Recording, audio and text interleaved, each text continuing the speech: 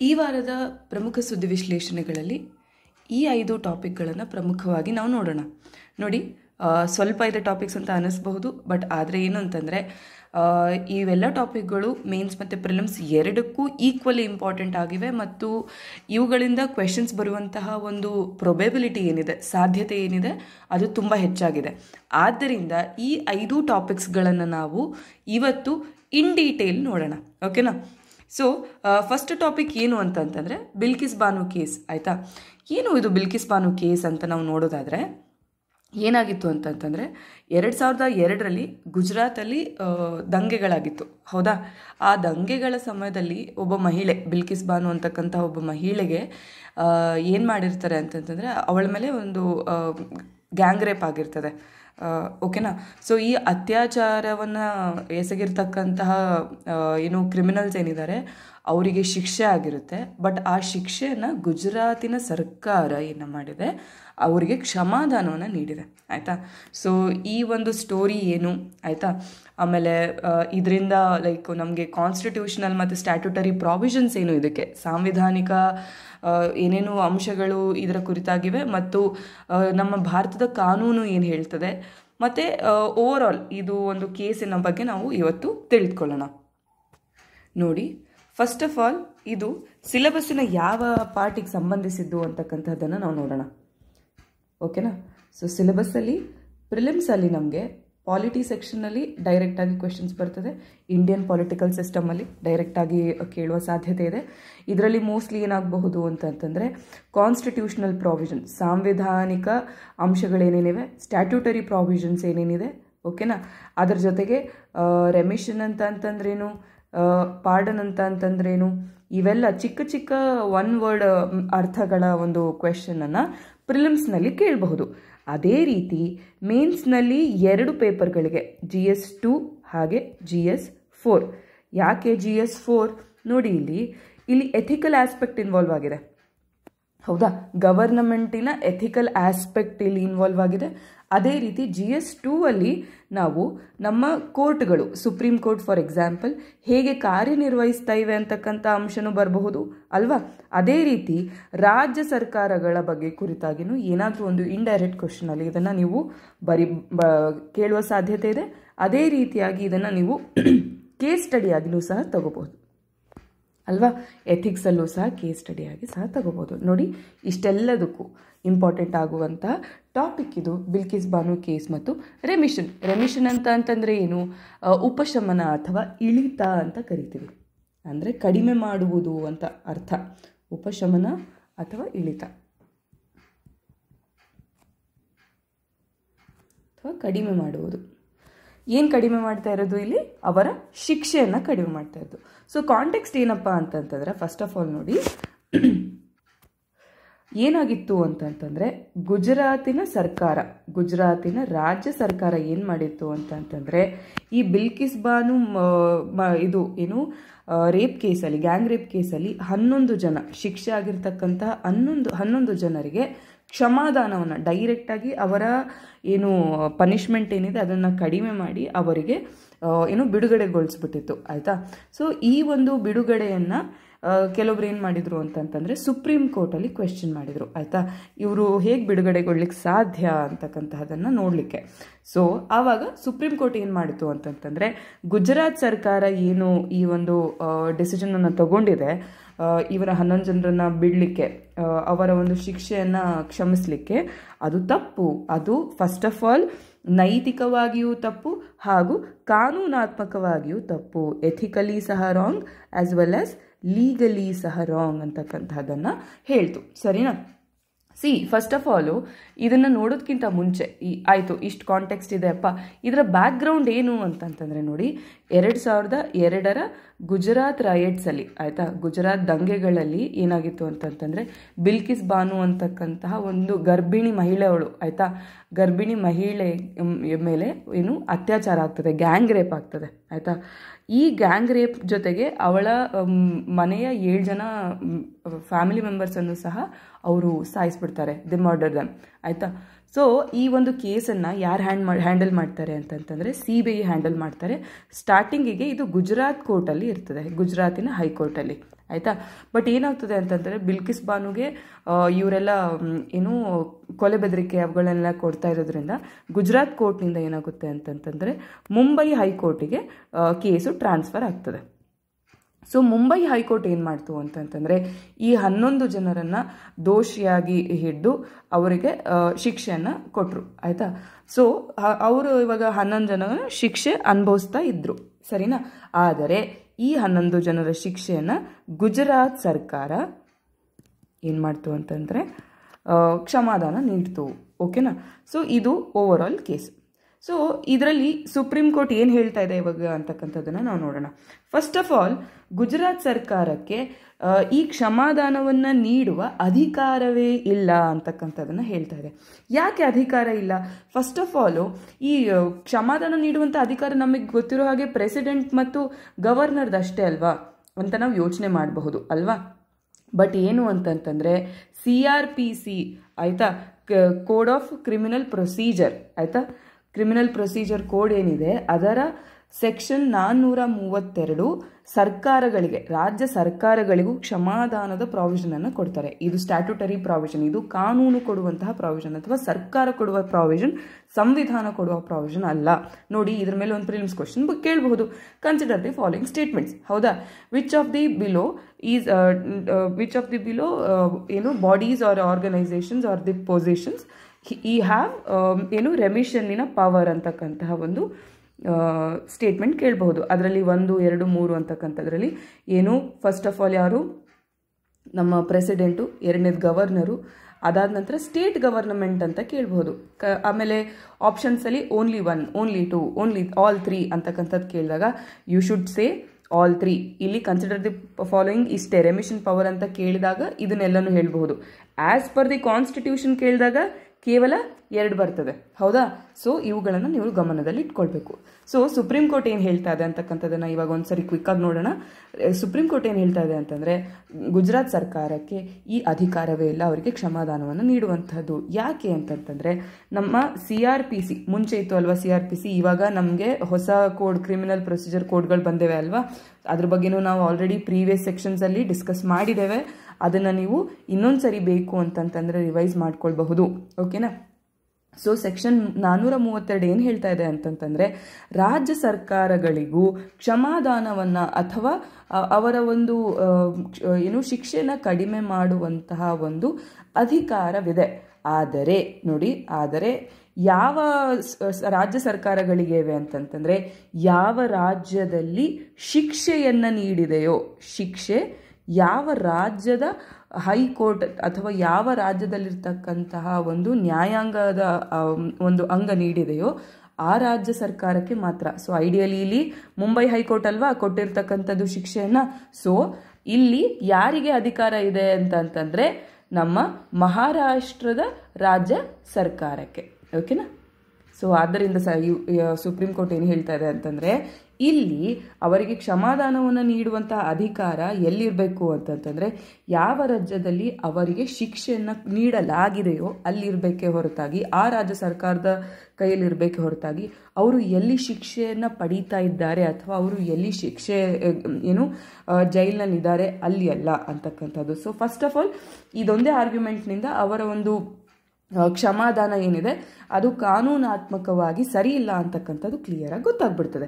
ಅದರ ಜೊತೆಗೆ ಇನ್ನೂ ಏನು ಹೇಳ್ತಾ ಇದೆ ಏನು ಕೋರ್ಟು ಅಂತಂತಂದರೆ ಅವರಿಗೆ ನೀಡಿರ್ತಕ್ಕಂಥ ಈ ಕ್ಷಮಾದಾನದ ಪ್ರೊಸೀಜರ್ ಏನಿದೆ, ಆಯಿತಾ, ಈ ಒಂದು ಪ್ರಕ್ರಿಯೆ ಏನಿದೆ ಅದರಲ್ಲೂ ಸಹ ಗಂಭೀರ ದೋಷಗಳಿವೆ. ಅವರು ಕರೆಕ್ಟಾಗಿ ರೀಸನ್ಗಳನ್ನು ಕೊಟ್ಟಿಲ್ಲ ಯಾಕೆ ಇವರ ಒಂದು ಶಿಕ್ಷೆಯನ್ನು ಕಡಿಮೆ ಮಾಡ್ತಿದ್ದೇವೆ ಅಂತಕ್ಕಂಥದ್ದು. ಮತ್ತು ಆಬ್ವಿಯಸ್ಲಿ ಇದು ಏನಿದೆ ಅಂತಂತಂದರೆ this process is over reached and unlawful, ಹೌದಾ. ಇಲ್ಲಿ ಈ ಒಂದು ಅಧಿಕಾರದ ಅತಿಕ್ರಮಣ ಆಗಿದೆ ಹಾಗೂ ಅಕ್ರಮ ಅಧಿಕಾರ ಬಳಕೆ ಆಗಿದೆ ಅಲ್ವಾ. ಅತಿಕ್ರಮಣ ಹಾಗೂ ಅಕ್ರಮ ಬಳಕೆ, ಕರೆಕ್ಟ್ ಅಲ್ವಾ. ಸೊ ಈ ಗುಜರಾತ್ ಸರ್ಕಾರ ಏನಿದೆ ಆ ಒಂದು ಅಧಿಕಾರವನ್ನು ಅತಿಕ್ರಮಿಸಿದೆ ಹಾಗೂ ಅಕ್ರಮವಾಗಿ ಬಳಸಿದೆ ಅಂತಕ್ಕಂಥದ್ದನ್ನು ಹೇಳ್ತಾ ಇದೆ. ಅಷ್ಟೇ ಅಲ್ಲ, ಸುಪ್ರೀಂ ಕೋರ್ಟ್ ಏನು ಹೇಳ್ತು ಅಂತಂದರೆ ಅವರ ಸ್ವಾತಂತ್ರ್ಯವನ್ನು ರಕ್ಷಿಸುವ ಮನವಿಯನ್ನು ಕ್ಲಿಯರ್ ಆಗಿ ತಿರಸ್ಕರಿಸಿದೆ ಮತ್ತು 2 ವಾರಗಳಲ್ಲಿ ವಾಪಸ್ಸು ಜೈಲು ಅಧಿಕಾರಿಗಳಿಗೆ ಶರಣಾಗಬೇಕು ಅಂತಕ್ಕಂಥದ್ದನ್ನು ಸಹ ಕ್ಲಿಯರ್ ಆಗಿ ಹೇಳಿದೆ. ನೋಡಿ, ಚಿಕ್ಕ ಪುಟ್ಟ ಕೇಸ್ಗಳಲ್ಲಾಗಿರಬಹುದು, ಯಾವುದೋ ಒಂದು ನೋಡಿ ಲೈಕ್ ನೈತಿಕವಾಗಿ ಅಷ್ಟು ಕ್ವೆಶ್ಚನೇಬಲ್ ಇರದೇ ಇರತಕ್ಕಂಥ ಕೇಸಸ್ಗಳಲ್ಲಿ ಈ ರೀತಿಯಾಗಿರ್ತಕ್ಕಂಥ ಕನ್ಸಿಡರೇಷನ್ಸ್ ಅಂದರೆ ಕ್ಷಮಾದಾನ ಅವುಗಳನ್ನೆಲ್ಲ ಒಂದು ಪಾಯಿಂಟ್ ಆಫ್ ಟೈಮ್ಗೆ ಏನು ಮಾಡಬಹುದು, ಆಕ್ಸೆಪ್ಟ್ ಮಾಡಬಹುದು. ಆದರೆ ರೇಪ್ನಂತಹ ಅತ್ಯಾಚಾರ, ಅದು ಸಹ ಗ್ಯಾಂಗ್ ರೇಪ್ನಂತಹ ಸಿಚುವೇಶನ್ಸಲ್ಲಿ ಇಂತಹ ಕ್ಷಮಾದಾನಗಳು ಏನಾಗ್ತಾ ಇದೆ ಅಂತಂದರೆ ಒಂದು ಸಾಮಾಜಿಕವಾಗಿ ನೈತಿಕತೆಯನ್ನು, ಎಥಿಕ್ಯಾಲಿಟಿ ಬಗ್ಗೆನೇ ಕ್ವೆಶ್ಚನ್ ಮಾಡುತ್ತೆ. ಅದರಲ್ಲೂ ಇದರಲ್ಲಿ ರಿಲೀಜನ್ ಇನ್ವಾಲ್ವ್ ಆಗಿರೋದ್ರಿಂದ ಮತ್ತು ಬ್ರೂಟಲ್ ಕ್ರೈಮ್ ಇನ್ವಾಲ್ವ್ ಆಗಿರೋದ್ರಿಂದ ಇದರ ಬಗ್ಗೆ ಸುಪ್ರೀಂ ಕೋರ್ಟಿನ ಒಂದು ಒಪಿನಿಯನ್ ಬಹಳ ಅವಶ್ಯಕವಾಗಿತ್ತು. ಅದೇ ರೀತಿ ಸುಪ್ರೀಂ ಕೋರ್ಟ್ ಕೊಟ್ಟಿದೆ ಸಹ ಅಲ್ವಾ. So it's a good step from supreme court. ನೋಡಿ, ಇದನ್ನು ನೀವು ನಮ್ಮ ಜುಡಿಷಿಯರಿ ಹೇಗೆ ಕಾರ್ಯವನ್ನು ನಿರ್ವಹಿಸ್ತಾ ಇದೆ, ನಮ್ಮ ಉಚ್ಚ ನ್ಯಾಯಾಲಯ ಹೇಗೆ ಕಾರ್ಯವನ್ನು ನಿರ್ವಹಿಸ್ತಾ ಇದೆ, ಎಷ್ಟು ಉನ್ನತ ರೀತಿಯಲ್ಲಿ ಕೆಲಸ ಮಾಡ್ತಾ ಇದೆ ಅಂತಕ್ಕಂಥದಕ್ಕೆ ಇದನ್ನು ನೀವು ಉದಾಹರಣೆಯಾಗಿ ಕೊಡಬಹುದು. ಸರಿ, ಹಾಗಿದ್ರೆ ರೆಮಿಷನ್ ಅಂತಂದರೆ ಏನು ಅಂತ ನಾವು ನೋಡಿದ್ವಿ, ಇಲ್ಲೇ ಹೇಳಿದ್ವಿ ಅಲ್ವಾ, ಉಪಶಮನ, ಇಳಿತ ಅಥವಾ ಕಡಿಮೆ ಮಾಡೋದು ಅಲ್ವಾ. ಸೊ ನೋಡಿ, ರೆಮಿಷನ್ ಅಂತಂದರೆ complete ending of sentence at a reduce point. ಓಕೆನಾ. ನೋಡಿ, ಇಲ್ಲಿರ್ತಕ್ಕಂತಹ ಈ 5 ವಸ್ತುಗಳನ್ನು ಅಥವಾ ಈ 5 ವರ್ಡ್ಸನ್ನು ನೀಟಾಗಿ ಫಸ್ಟು ತಿಳ್ಕೊಳ್ಳೋಣ. ಫಸ್ಟ್ ಆಫ್ ಆಲ್ ನೋಡಿ, ರೆಮಿಷನ್ ಮತ್ತು ಪಾರ್ಡನ್ ಏನಿದೆ ಇವೆರಡು ಆಲ್ಮೋಸ್ಟ್ ಸೇಮ್ ಆಗಿರ್ತದೆ. ನೋಡಿ, ರೆಮಿಷನ್ ಅಂತಂದರೆ ಇವಾಗ ನನಗೆ 3 ವರ್ಷಗಳ ಕಠಿಣ ಕಾರಾಗೃಹ, ರಿಗರಸ್ ಇಂಪ್ರಿಸನ್ಮೆಂಟ್, ಓಕೆನಾ, 3 ವರ್ಷದ ಕಠಿಣ ಕಾರಾಗೃಹದ ಶಿಕ್ಷೆ ಆಗಿದೆ ಅಂತ ತಿಳ್ಕೊಳ್ಳಿ. ರೆಮಿಷನಲ್ಲಿ ಅಥವಾ ಏನಂತ ಕರಿತೀವಿ ಉಪಶಮನ ಅಥವಾ ಇಳಿಸುವಿಕೆ ಅಥವಾ ಕಡಿಮೆ ಮಾಡೋದ್ರಲ್ಲಿ ಏನಾಗುತ್ತೆ ಅಂತಂದರೆ ನನ್ನ 3 ವರ್ಷದ ಕಠಿಣ ಕಾರಾಗೃಹವನ್ನು 1.5 ವರ್ಷನೋ 2 ವರ್ಷಕ್ಕೆ ಕಡಿಮೆ ಮಾಡುವಂಥದ್ದು. ಓಕೆನಾ. ಇದನ್ನು ನಾವೇನಂತ ಕರಿತೀವಿ, ರೆಮಿಷನ್ ಅಂತ ಕರಿತೀವಿ. ಪಾರ್ಡನ್ ಅಥವಾ ಕ್ಷಮಾದಾನ ಅಂತಂತಂದರೆ ಏನು ಅಂತ ನೋಡೋಣ. ಪಾರ್ಡನ್ ಅಂತಂದ್ರೆ ಏನು, ನಾನು ಅದೇನು ಜೈಲಿಗೆ ಹೋಗಿರ್ತೀನಿ, 6 ತಿಂಗಳಾಗಿರ್ತದೆ, ನನ್ನ ಇನ್ನೂ ಉಳಿದಿರ್ತಕ್ಕಂತಹ 2 ವರ್ಷ 4 ತಿಂಗಳ ಒಂದು ಶಿಕ್ಷೆ ಏನಿದೆ ಅದನ್ನು ಸಂಪೂರ್ಣವಾಗಿ ಇಲ್ಲವಾಗಿಸುವಂತಹದ್ದು. ನಾನು ಹೊರಗಡೆ ಬಂದಾಗ ನನ್ನ ಮೇಲೆ ಯಾವುದೇ ಆಗಿರ್ತಕ್ಕಂತಹ ಈ ಒಂದು ಶಿಕ್ಷೆಯ ಒಂದು ಬರ್ಡನ್ ಇರುವಂತಹದ್ದಿಲ್ಲ. ಸೊ ರೆಮಿಷನ್ ಮತ್ತು ಪಾರ್ಡನ್ ಅರ್ಥ ಆಯ್ತಾ, ಕ್ಷಮಾದಾನ ಅಂತಂದ್ರೆ ಏನು ಅಂತ ಅರ್ಥ ಆಯ್ತಾ. ಸರಿ, ಹಾಗಿದ್ರೆ ಕಮ್ಯುಟೇಷನ್ ಅಂತಂದ್ರೆ ಏನು ನೋಡಿ. ಕಮ್ಯುಟೇಷನ್ ಅಂತಂದ್ರೆ ಸುಲಭ ಅಕ್ಷರಗಳಲ್ಲಿ ಅಥವಾ ಸುಲಭದ ಪದಗಳಲ್ಲಿ ಪರಿವರ್ತನೆ ಅಂತಕ್ಕಂಥದ್ದನ್ನು ನಾವು ಹೇಳ್ಬಹುದು. ಇಲ್ಲಿ ನೋಡಿ ಏನು ಮಾಡ್ತಾ ಇದ್ದಾರೆ ಅಂತಂದರೆ, ಒಂದು ಶಿಕ್ಷೆಯಿಂದ ಇನ್ನೊಂದು ಶಿಕ್ಷೆಗೆ ಅವರು ಬದಲಾಯಿಸ್ತಾ ಇದ್ದಾರೆ. ಫಾರ್ ಎಕ್ಸಾಂಪಲ್ ಏನು, ಒಬ್ಬರಿಗೆ ಮರಣದಂಡನೆ ಅಥವಾ ಸಿಕ್ಕಿದೆ ಅಂತಂದರೆ ಅದನ್ನು ಅವರು ಜೀವಾವಧಿ ಶಿಕ್ಷೆಗೆ ಅಥವಾ ಕಠಿಣ ಕಾರಾಗೃಹ ಶಿಕ್ಷೆಗೆ ಬದಲಾಯಿಸುವಂತಹದ್ದು. ಆಯಿತಾ. ನನಗೆ 3 ವರ್ಷ ರಿಗರಸ್ ಇಂಪ್ರಿಸನ್ಮೆಂಟ್ ಇತ್ತಲ್ಲ, ಕಠಿಣ ಕಾರಾಗೃಹ ಶಿಕ್ಷೆಯನ್ನು 3 ವರ್ಷದ ಸಾಮಾನ್ಯ ಲೈಕ್ ನಾರ್ಮಲ್ ಇಂಪ್ರಿಸನ್ಮೆಂಟ್ ಆಗಿ ಕನ್ವರ್ಟ್ ಆಗುವಂಥದ್ದು, ಅದನ್ನು ನಾವು ಪರಿವರ್ತನೆ ಅಥವಾ ಕಮ್ಯುಟೇಷನ್ ಅಂತ ಕರಿತೀವಿ. ಓಕೆನಾ. ಸೊ ಅದೇ ರೀತಿಯಾಗಿ ರಿಸ್ಪೈರ್ ಅಂದರೆ ಏನು ನೋಡಿ. ರಿಸ್ಪೈಟ್ ಅಂತಂತಂದರೆ ತಾತ್ಕಾಲಿಕ ವಿರಾಮ ಅಂತ ಹೇಳಬಹುದು. ತಾತ್ಕಾಲಿಕ ವಿರಾಮ ಅಥವಾ ಬಿಡುವು ಅಂತಕ್ಕಂಥದ್ದು. ಇಲ್ಲಿ ಏನಾಗ್ತದೆ ಅಂತಂದರೆ, ಇಲ್ಲೇನು ಪರಿವರ್ತನೆಗೊಳಿಸಿದಾರಲ್ವ, ಅಂದರೆ ಬದಲಾಯಿಸಿದಾರಲ್ವ ಶಿಕ್ಷೆ ಒಂದರಿಂದ ಇನ್ನೊಂದಕ್ಕೆ, ಇಲ್ಲೂ ಸಹ ಒಂದು ಶಿಕ್ಷೆಯಿಂದ ಇನ್ನೊಂದು ಶಿಕ್ಷೆಗೆ ಬದಲಾವಣೆ ಆಗ್ತದೆ. ಆದರೆ ಇಲ್ಲಿ ಈ ಬದಲಾವಣೆಗೆ ಯಾವುದೇ ಕಾರಣಗಳಿರುವುದಿಲ್ಲ ಸ್ಪೆಸಿಫಿಕ್ ಆಗಿ ಕಮ್ಯುಟೇಷನಲ್ಲಿ. ಆದರೆ ರಿಸ್ಪೈಟಲ್ಲಿ ಬದಲಾವಣೆಗೆ ಒಂದು ನಿರ್ದಿಷ್ಟ ಏನು ಕಾರಣ ಇರ್ತದೆ. ಏನು, ಅವರ ಆರೋಗ್ಯ ಇರಬಹುದು ಅಥವಾ ಅವ್ರಿಗೇನೋ ಪ್ರಾಬ್ಲಮ್ ಇರಬಹುದು, ಹೆಲ್ತ್ ಇರ್ಬೋದು, ಅವರಲ್ಲಿ ಏನೋ ಪ್ರೆಗ್ನೆನ್ಸಿ ಇರಬಹುದು. ಸೊ ಇವೆಲ್ಲ ಒಂದು ಸ್ಪೆಸಿಫಿಕ್ ರೀಸನ್ ಇದ್ದರೆ ನೋಡಿ, ನಾವು ರೆಮಿಷನ್ ಮತ್ತು ಪಾರ್ಡನನ್ನು ಜೊತೆಗೆ ಕಲ್ತ್ವಿ. ಅದೇ ರೀತಿ ಕಮ್ಯುಟೇಷನ್ ಮತ್ತು ರೆಸ್ಪೈಟನ್ನು ಜೊತೆಗೆ ಕಲ್ತ್ರೆ, ಪರಿವರ್ತನೆ ಮತ್ತು ತಾತ್ಕಾಲಿಕ ವಿರಾಮ ಅಥವಾ ಬಿಡುವನ್ನು ಜೊತೆಗೆ ಕಲ್ತ್ರೆ ನಮ್ಗೆ ಈಸಿ ಆಗ್ತದೆ. ಅದೇ ರೀತಿ ರಿಪ್ರೈವ್ ಅಂತ ಅಂದರೆ ಏನು, ತಾತ್ಕಾಲಿಕವಾಗಿ ಮುಂದೂಡುವುದು ಅಂತ ಹೇಳಬಹುದು. ತಾತ್ಕಾಲ ಮುಂದೂಡುವಿಕೆ. ಆಯಿತಾ, ಮುಂದೂಡುವಿಕೆ. ಏನು ತಾತ್ಕಾಲಿಕ ಮುಂದೂಡಿಕೆ ಅಂದರೆ ಇವಾಗ ಯಾರೋ ಒಬ್ಬ ಕೈದಿಗೆ ಮರಣದಂಡನೆ ಶಿಕ್ಷೆ ಆಗಿರ್ತದೆ ಆಯಿತಾ. ಸೊ ಅವರು ಕ್ಷಮಾದಾನವನ್ನು ಪಡೀಲಿಕ್ಕೆ ಅರ್ಜಿಯನ್ನು ಸಲ್ಲಿಸ್ತಾನೆ ಇರ್ತಾರೆ, ಬಟ್ ಅವ್ರದ್ದು ಮರಣದಂಡನೆಯ ಒಂದು ಅವಧಿ ಏನಿದೆ ಅದು ಹತ್ತಿರ ಬರ್ತಾ ಇರುತ್ತೆ. ಸೊ ಅಂಥ ಟೈಮಲ್ಲಿ ಅವರ ಮರಣದಂಡನೆ ಶಿಕ್ಷೆಯನ್ನು ಮುಂದೂಡ್ಬೋದು. ಯಾಕೆ ಅಂತಂದರೆ ಅವರ ಈ ಕ್ಷಮಾದಾನದ ಒಂದು ಏನು ಅಪ್ಲಿಕೇಶನ್ ಏನಿದೆ, ಅರ್ಜಿ ಏನಿದೆ, ಅದು ಅಟ್ಲೀಸ್ಟ್ ಕನ್ಸಿಡರ್ ಆಗಲಿ ಅಂತಕ್ಕಂಥದ್ದಕ್ಕೆ ಆಯಿತಾ. So it's a process of staying the execution of sentence. ಅಂದರೆ ಯೂಶಲಿ ಡೆತ್ ಸೆಂಟೆನ್ಸಸ್ ಅಲ್ಲಿ ಇದು ಬರುವಂತಹದ್ದು ಫಾರ್ ಅ ಟೆಂಪ್ರರಿ ಪೀರಿಯಡ್. ನೋಡಿ, ಟೆಂಪ್ರರಿ ಪೀರಿಯಡ್ ಆಯಿತಾ. ಯಾಕೆ ಅಂತಂತಂದರೆ ಅವರು ಒಂದು ಕ್ಷಮಾದಾನದ ಅರ್ಜಿಯನ್ನು ಸಲ್ಲಿಸಲಿಕ್ಕೆ ಅವ್ರಿಗೆ ಸ್ವಲ್ಪ ಅವಕಾಶ ಸಿಗಲಿ ಅನ್ನುವಂಥ ಉದ್ದೇಶಕ್ಕಾಗಿ ಇದನ್ನು ಅವರು ಮಾಡುವಂಥದ್ದು ಆಯಿತಾ. ಸರಿ ಮೇಡಮ್, ಏನಿದು ಇಷ್ಟು ದಿನ ನಾವು ಕ್ಷಮಾದಾನವನ್ನು ಕೊಡುವ ಒಂದು ಅಧಿಕಾರ ಕೇವಲ ನಮ್ಮ ರಾಷ್ಟ್ರಪತಿ ಮತ್ತು ನಮ್ಮ ಗವರ್ನರ್ಗಳಲ್ಲಿ ಮಾತ್ರ ಇತ್ತಲ್ವ, ರಾಜ್ಯಪಾಲರ ಹತ್ರ ಅಷ್ಟೇ ಇತ್ತಲ್ಲ, ಇದೆಂಥದ್ದು ಅಂತ ನೀವು ಕೇಳಬಹುದು. ನೋಡಿ, ಎರಡು ರೀತಿಯಾಗಿರ್ತಕ್ಕಂತಹ ಕಾನೂನು ಅಂಶಗಳನ್ನು ನಾವಿಲ್ಲಿ ಗಮನಿಸಬೇಕಾಗ್ತದೆ. ಸಾಂವಿಧಾನಿಕ ಪ್ರಾವಿಷನ್ಸ್ ಅಂಶಗಳು ಏನು ಹೇಳ್ತದೆ ಅಂತಂದರೆ, ರಾಜ್ಯಪಾಲರು ಹಾಗೂ ರಾಷ್ಟ್ರಪತಿ ಇಬ್ಬರಿಗೂ ಸಹ ಈ ಒಂದು ಕ್ಷಮಾದಾನದ ಅಧಿಕಾರವಿದೆ. ಅವರ ಹತ್ತಿರ ಆ ಒಂದು ಪವರ್ ಇದೆ. ರಾಷ್ಟ್ರಪತಿ ಹತ್ರ ಆರ್ಟಿಕಲ್ 72 ನಮ್ಮ ಸಂವಿಧಾನದ ಆರ್ಟಿಕಲ್ 72ರ ಅಡಿಯಲ್ಲಿದೆ. ಅದೇ ರೀತಿ ನಮ್ಮ ರಾಜ್ಯಪಾಲರ ಹತ್ತಿರ ಆರ್ಟಿಕಲ್ 161ರ ಅಡಿಯಲ್ಲಿ ಆಯಿತಾ. ಸರಿ, ಹಾಗಿದ್ರೆ ನಮ್ಮ ರಾಷ್ಟ್ರಪತಿ ಯಾವ ಯಾವ ಅಂಶಗಳಿಗೆ ಕ್ಷಮಾದಾನವನ್ನು ಕೊಡಬಹುದು ಅಂತಂದರೆ, ನೋಡಿ ಪಾರ್ಡನ್ ಏನು ಕ್ಷಮಾದಾನದ ಈ 5 ಅಂಶಗಳನ್ನು ಇವರು ಕೊಡಬಹುದು, ಹೌದಲ್ವಾ. ಸೊ ಇದರಲ್ಲಿ ಏನು ಮಾಡ್ತಾರೆ ಅಂತಂತಂದರೆ, ಯಾವುದೇ ಏನು ಕೇಂದ್ರಕ್ಕೆ ಸಂಬಂಧಿಸಿದ ಕಾನೂನುಗಳಾಗಿರಬಹುದು ಆಯಿತಾ, ಕೇಂದ್ರಕ್ಕೆ ಸಂಬಂಧಿಸಿದ ಕಾನೂನುಗಳ ಅಡಿಯಲ್ಲಿ ಆಗಿರ್ತಕ್ಕಂಥ ಶಿಕ್ಷೆಗಳಿಗೆ ಇವರು ಕ್ಷಮಾದಾನವನ್ನು ಕೊಡಲಿಕ್ಕೆ ಅರ್ಹರಾಗಿರ್ತಾರೆ.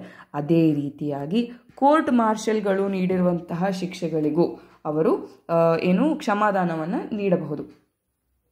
ಸರಿನಾ? ಅಷ್ಟೇ ಅಲ್ಲ, ಈಗ ಕೇಂದ್ರಕ್ಕೆ ಸಂಬಂಧಿಸಿದ್ದೇ ಆಗಿರಲಿ ಅಥವಾ ರಾಜ್ಯಕ್ಕೆ ಸಂಬಂಧಿಸಿದ್ದೇ ಆಗಿರಲಿ, ಮರಣದಂಡನೆ ಆಯಿತಾ, ಏನಂತ ಕರಿತೀವಿ ನಾವು ಇದಕ್ಕೆ, ಡೆತ್ ಸೆಂಟೆನ್ಸ್ ಅಂತ ಏನು ಹೇಳ್ತೀವಲ್ವಾ, ಈ ಡೆತ್ ಸೆಂಟೆನ್ಸ್ ಕುರಿತಾಗಿ ಕ್ಷಮಾದಾನವನ್ನು ಸ್ಟೇಟ್ ಮ್ಯಾಟರಲ್ಲೂ ಕೊಡುವಂತಹ ಏನು ಅಧಿಕಾರ ಯಾರಿಗಿರುತ್ತೆ, ಕೇವಲ ರಾಷ್ಟ್ರಪತಿಗೆ ಮಾತ್ರ. ಅದೇ ರೀತಿಯಾಗಿ ಆರ್ಟಿಕಲ್ 161ರ ಅಡಿಯಲ್ಲಿ ರಾಜ್ಯಪಾಲರಿಗೆ ರಾಜ್ಯದ ಕಾನೂನುಗಳಲ್ಲಿ ಶಿಕ್ಷೆ ಆಗಿರ್ತಕ್ಕಂತಹ ಜನತೆಗೆ ಕ್ಷಮಾದಾನವನ್ನು ನೀಡುವಂತಹ ಒಂದು ಅಧಿಕಾರವಿರ್ತದೆ. ನೋಡಿ, ಇದೇ ರಾಜ್ಯ ಸರ್ಕಾರದ ಕಾನೂನುಗಳೇ ಆಗಿರಲಿ, ಆದರೆ ಅದು ಒಂದು ಮರಣದಂಡನೆ ಆಗಿದ್ರೆ ಅಥವಾ ಡೆತ್ ಸೆಂಟೆನ್ಸ್ ಆಗಿದ್ರೆ ಇದಕ್ಕೆ ರಾಜ್ಯಪಾಲರು ಏನು ಮಾಡುವಂತಿಲ್ಲ ಆಯಿತಾ. ಇದನ್ನ ಮಾತ್ರ ನೆನ್ಪಿಟ್ಕೊಳ್ಳಿ. ಇದು ನಮ್ಮ ಸಾಂವಿಧಾನಿಕ ಅಂಶಗಳು. ಸರಿ, ಹಾಗಿದ್ರೆ ಸ್ಟ್ಯಾಟ್ಯೂಟರಿಲಿ ಏನು ಹೇಳ್ತಾ ಇದೆ ಅಂತಂದರೆ, ಕಾನೂನು ಏನು ಹೇಳ್ತಾ ಇದೆ ಅಂತಂತಂದರೆ, ಭಾರತದ್ದು ಕೋಡ್ ಆಫ್ ಕ್ರಿಮಿನಲ್ ಪ್ರೊಸೀಜರಲ್ಲಿ ರಾಜ್ಯ ಸರ್ಕಾರಗಳಿಗೂ ಸಹ ಈ ಒಂದು ಅಧಿಕಾರವಿದೆ. ಏನು, ಒಂದು ಶಿಕ್ಷೆಯನ್ನು ಕಡಿಮೆ ಮಾಡುವುದು ಅಥವಾ ಅದನ್ನು ಇಲ್ಲವಾಗಿಸುವುದು ಆಯಿತಾ. ಸೆಕ್ಷನ್ 432 ಅಂತ ನಾನು ಆವಾಗಲೇ ಹೇಳಿದೆ. ಅಲ್ಲಿ ಏನು ಹೇಳ್ತಾ ಇದೆ ಅಂತಂತಂದರೆ, ಅಪ್ರಾಪ್ರಿಯೇಟ್ ಗವರ್ನಮೆಂಟ್ ಹತ್ರ ಈ ಒಂದು ಅಧಿಕಾರ ಇದೆ. ಆ ಒಂದು ಶಿಕ್ಷೆಯನ್ನು ಟೆಂಪ್ರರಿಲಿ ಪಾಸು ಮಾಡಬಹುದು, ಅದೇ ರೀತಿಯಾಗಿ ಅದನ್ನು ಇಲ್ಲವಾಗಿಸಲೂಬಹುದು ಆಯಿತಾ. ಸೆಕ್ಷನ್ 433 ಏನು ಹೇಳ್ತಾ ಇದೆ ಅಂತಂತಂದರೆ, ಅದೇ ಅಪ್ರಾಪ್ರಿಯೇಟ್ ಗವರ್ನಮೆಂಟು ನೋಡಿ ಸಸ್ಪೆಂಡ್ ಮಾಡ್ಬೋದು, ಶಿಕ್ಷೆನ ರೆಮಿಟ್ ಮಾಡ್ಬೋದು, ಅದೇ ರೀತಿಯಾಗಿ ಕಮ್ಯೂಟ್ ಸಹ ಮಾಡಬಹುದು ಅಂತಕ್ಕಂಥದ್ದು ಆಯಿತಾ. This power is available to state government so that they may order the release of prisoners before they complete the prison term. ಇದು ಒಂದು ಪ್ರಾವಿಷನ್.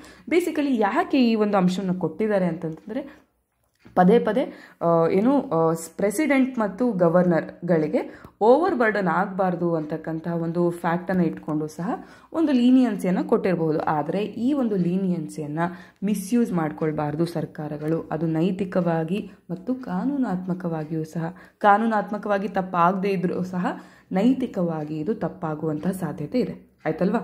ಸೊ ಇದು ನಮ್ಮ ಬಿಲ್ಕಿಸ್ ಬಾನು ಕೇಸ್ ಮತ್ತು ರೆಮಿಷನ್ ಎಲ್ಲ ಅರ್ಥ ಆಗಿದೆ ಅಂತ ತಿಳಿದುಕೊಳ್ತೀನಿ.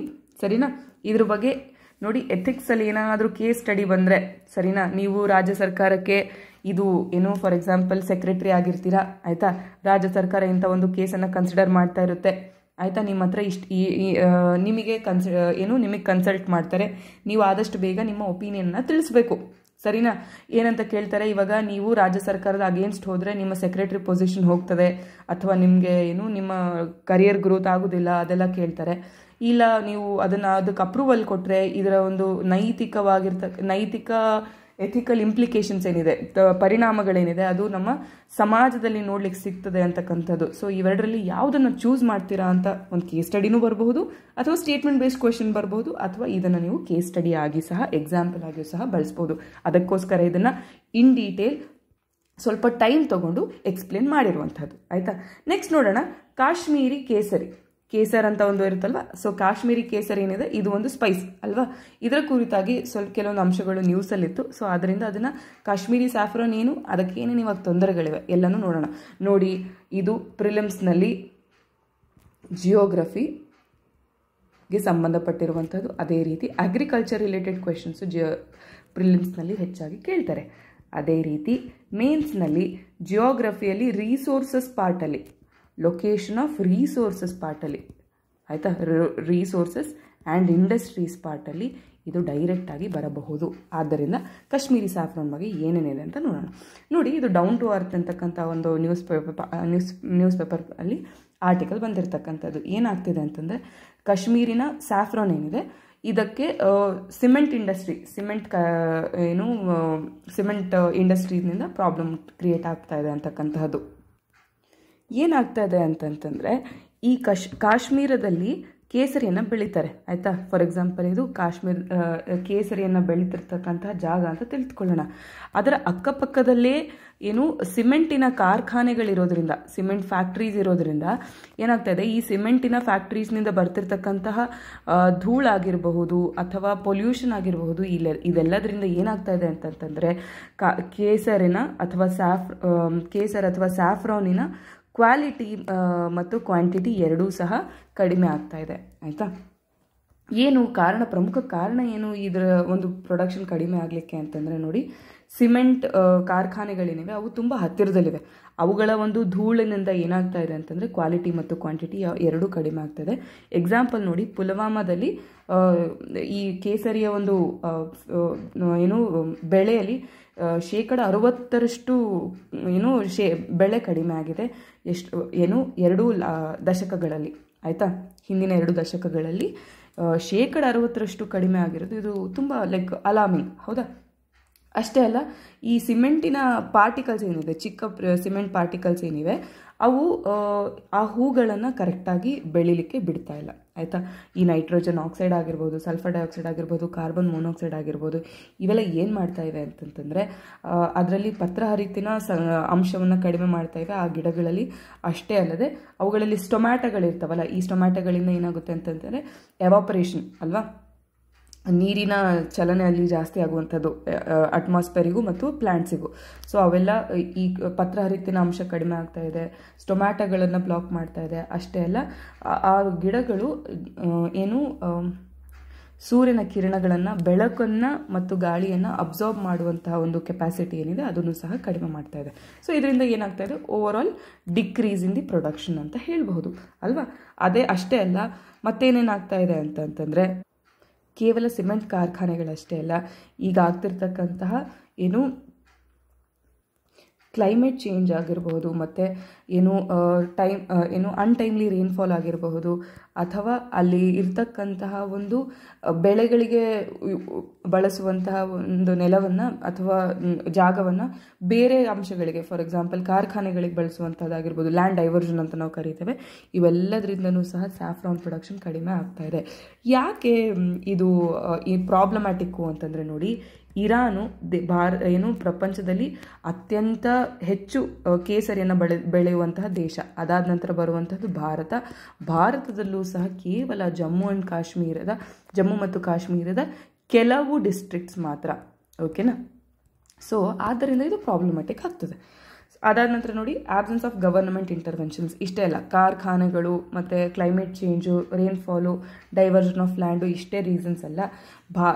ಸರ್ಕಾರದಿಂದ ಇದನ್ನು ಪ್ರೊಟೆಕ್ಟ್ ಮಾಡಬೇಕಾಗಿರ್ತಕ್ಕಂಥ ಅಂಶಗಳೇನಿದೆ ಅವುಗಳು ಕರೆಕ್ಟಾಗಿ ಇದು ಏನು ಇಂಪ್ಲಿಮೆಂಟ್ ಆಗ್ತಾ ಇಲ್ಲ ಅಂತಕ್ಕಂಥದ್ದು. ಫಾರ್ ಎಕ್ಸಾಂಪಲ್ ನೋಡಿ, ಆವಾಗ ಈ ಸಿಮೆಂಟ್ ಫ್ಯಾಕ್ಟ್ರಿಗಳನ್ನು ಅಲ್ಲಿ ಇಂಟ್ರೊಡ್ಯೂಸ್ ಮಾಡೋ ಟೈಮಲ್ಲಿ ಅಲ್ಲಿರ್ತಕ್ಕಂಥ ರೈತರು ಬೇಡ, ನಮ್ಮ ಕೇಸರಿಯ ಫೀಲ್ಡ್ಸ್ ಏನಿದೆ ಅವು ಹಾಳಾಗ್ತದೆ ಅಂತ ಹೇಳಿದರೂ ಸಹ ಸರ್ಕಾರ ಅಲ್ಲಿ ಸಿಮೆಂಟ್ ಫ್ಯಾಕ್ಟ್ರೀಸನ್ನು ಎಸ್ಟಾಬ್ಲಿಷ್ ಮಾಡೋಕ್ಕೆ ಪರ್ಮಿಷನನ್ನು ಕೊಟ್ಟಿದೆ. ಆದ್ದರಿಂದನೇ ಇದೆಲ್ಲ ಆಗ್ತಿರುವಂತಹದ್ದು. ಅಷ್ಟೇ ಅಲ್ಲದೆ ನೋಡಿ, ಇಲ್ಲಿ ಅವರ ಬೆಳೆಗಳಿಗೆ ಕರೆಕ್ಟಾಗಿ ಅವ್ರಿಗೆ ಬೇಕಾಗಿರ್ತಕ್ಕಂಥ ಅವರು ಡಿಸರ್ವ್ ಮಾಡ್ತಕ್ಕಂಥ ರೇಟ್ ಅವ್ರಿಗೆ ಸಿಗ್ತಾ ಇಲ್ಲ. ಆದ್ದರಿಂದ ಅನೇಕ ಕೇಸರಿ ಬೆಳೀತಿರ್ತಕ್ಕಂಥ ರೈತರು ಅದನ್ನು ಬಿಟ್ಟು ಬೇರೆ ಥಿಂಗ್ಸಿಗೆ, ಬೇರೆ ಕೆಲಸಗಳನ್ನು ನೋಡ್ಕೊಳ್ತಾ ಇದ್ದಾರೆ. ಸರಿನಾ? ಇದು ನಮ್ಮ ಮೇನ್ಸ್ ಪರ್ಸ್ಪೆಕ್ಟಿವಲ್ಲಿ ಏನು ಕಾರಣಗಳು ಅಂತಕ್ಕಂಥದ್ದು. ಆಯಿತಾ? ಸ್ಯಾಫ್ರಾನ್ ಜಮ್ಮು ಆ್ಯಂಡ್ ಕಾಶ್ಮೀರದಲ್ಲೇ ಯಾಕಿದೆ ಅಂತಕ್ಕಂಥದ್ದನ್ನು ಕೇಳಬಹುದು. ಮತ್ತು ಸ್ಯಾಫ್ರಾನ್ ಇಂಡಸ್ಟ್ರಿ ಏನೇನು ಪ್ರಾಬ್ಲಮ್ಸನ್ನು ಫೇಸ್ ಮಾಡ್ತಾ ಇದೆ ಅಂತಕ್ಕಂಥದ್ದನ್ನು ಕೇಳಬಹುದು. ಅದನ್ನು ಕೇಳಿದರೆ ನೋಡಿ ಏನಾಗುತ್ತೆ, ಯೂಶ್ವಲಿ ಇಂಥ ಆರ್ಟಿಕಲ್ಸನ್ನು ನಾವು ಓದಿರಲ್ಲ. ಅವಾಗ ಏನನ್ಸುತ್ತೆ, ಇದ್ಯಾಕೆ ಸ್ಯಾಫ್ರಾನ್ ಕೇಳಿದ್ರು, ಇಂಥ ಕ್ವೆಶನ್ಸನ್ನು ಯಾರು ಆನ್ಸರ್ ಮಾಡ್ಲಿಕ್ಕೆ ಸಾಧ್ಯ ಅಂತಕ್ಕಂಥದ್ದನ್ನೆಲ್ಲ ನಾವು ಯೋಚನೆ ಮಾಡ್ತಾ ಕೂರ್ತೇವೆ. ಬಟ್ ಪ್ರಾಬ್ಲಮ್ ಇಸ್, ಇಂಥ ಆರ್ಟಿಕಲ್ಸ್ ಬಂದಿರುತ್ತೆ, ಡೀಟೇಲ್ ಆಗಿ ಅದ್ರ ಡಿಸ್ಕಷನ್ಸ್ ಆಗಿರುತ್ತೆ. 4ರಿಂದ 5 ಒಳ್ಳೆ ಪಾಯಿಂಟ್ಸ್ ಇದರಲ್ಲಿ ಎತ್ಕೊಂಡು ನಾವು ಬರೆದ್ರೆ ನಮ್ಮ ಸ್ಕೋರ್ ಹೆಚ್ಚಾಗುವ ಸಾಧ್ಯತೆ ಹೆಚ್ಚು ಅಲ್ವಾ? ಸೊ ಅದರಿಂದ ಸ್ಯಾಫ್ರಾನ್ ಕೇಸರಿ ಬಗ್ಗೆ ಸ್ವಲ್ಪ ತಿಳ್ಕೊಳ್ಳೋಣ. ನೋಡಿ, ಜಮ್ಮು ಮತ್ತು ಕಾಶ್ಮೀರದ ಕೆಲವು ಭೂಭಾಗಗಳಲ್ಲಿ ಮಾತ್ರ ಇದನ್ನು ಬೆಳಿಲಿಕ್ಕಾಗ್ತದೆ. ಪಂಪೋರ್ ರೀಜನ್ ಅಥವಾ ಪ್ಯಾಂಪೋರ್ ರೀಜನ್ ಏನಿದೆ, ಪ್ಯಾಂಪೋರ್ ಈ ಒಂದು ರೀಜನ್ ಏನಿದೆ, ಇದು ಭಾರತದಲ್ಲಿ ಅತಿ ಹೆಚ್ಚು ಕೇಸರಿಯನ್ನು ಬೆಳೆಯುವಂತಹ ಒಂದು ಪ್ರದೇಶ. ಆಯಿತಾ? ಪ್ಯಾಂಪೋರ್ ಪ್ರದೇಶ.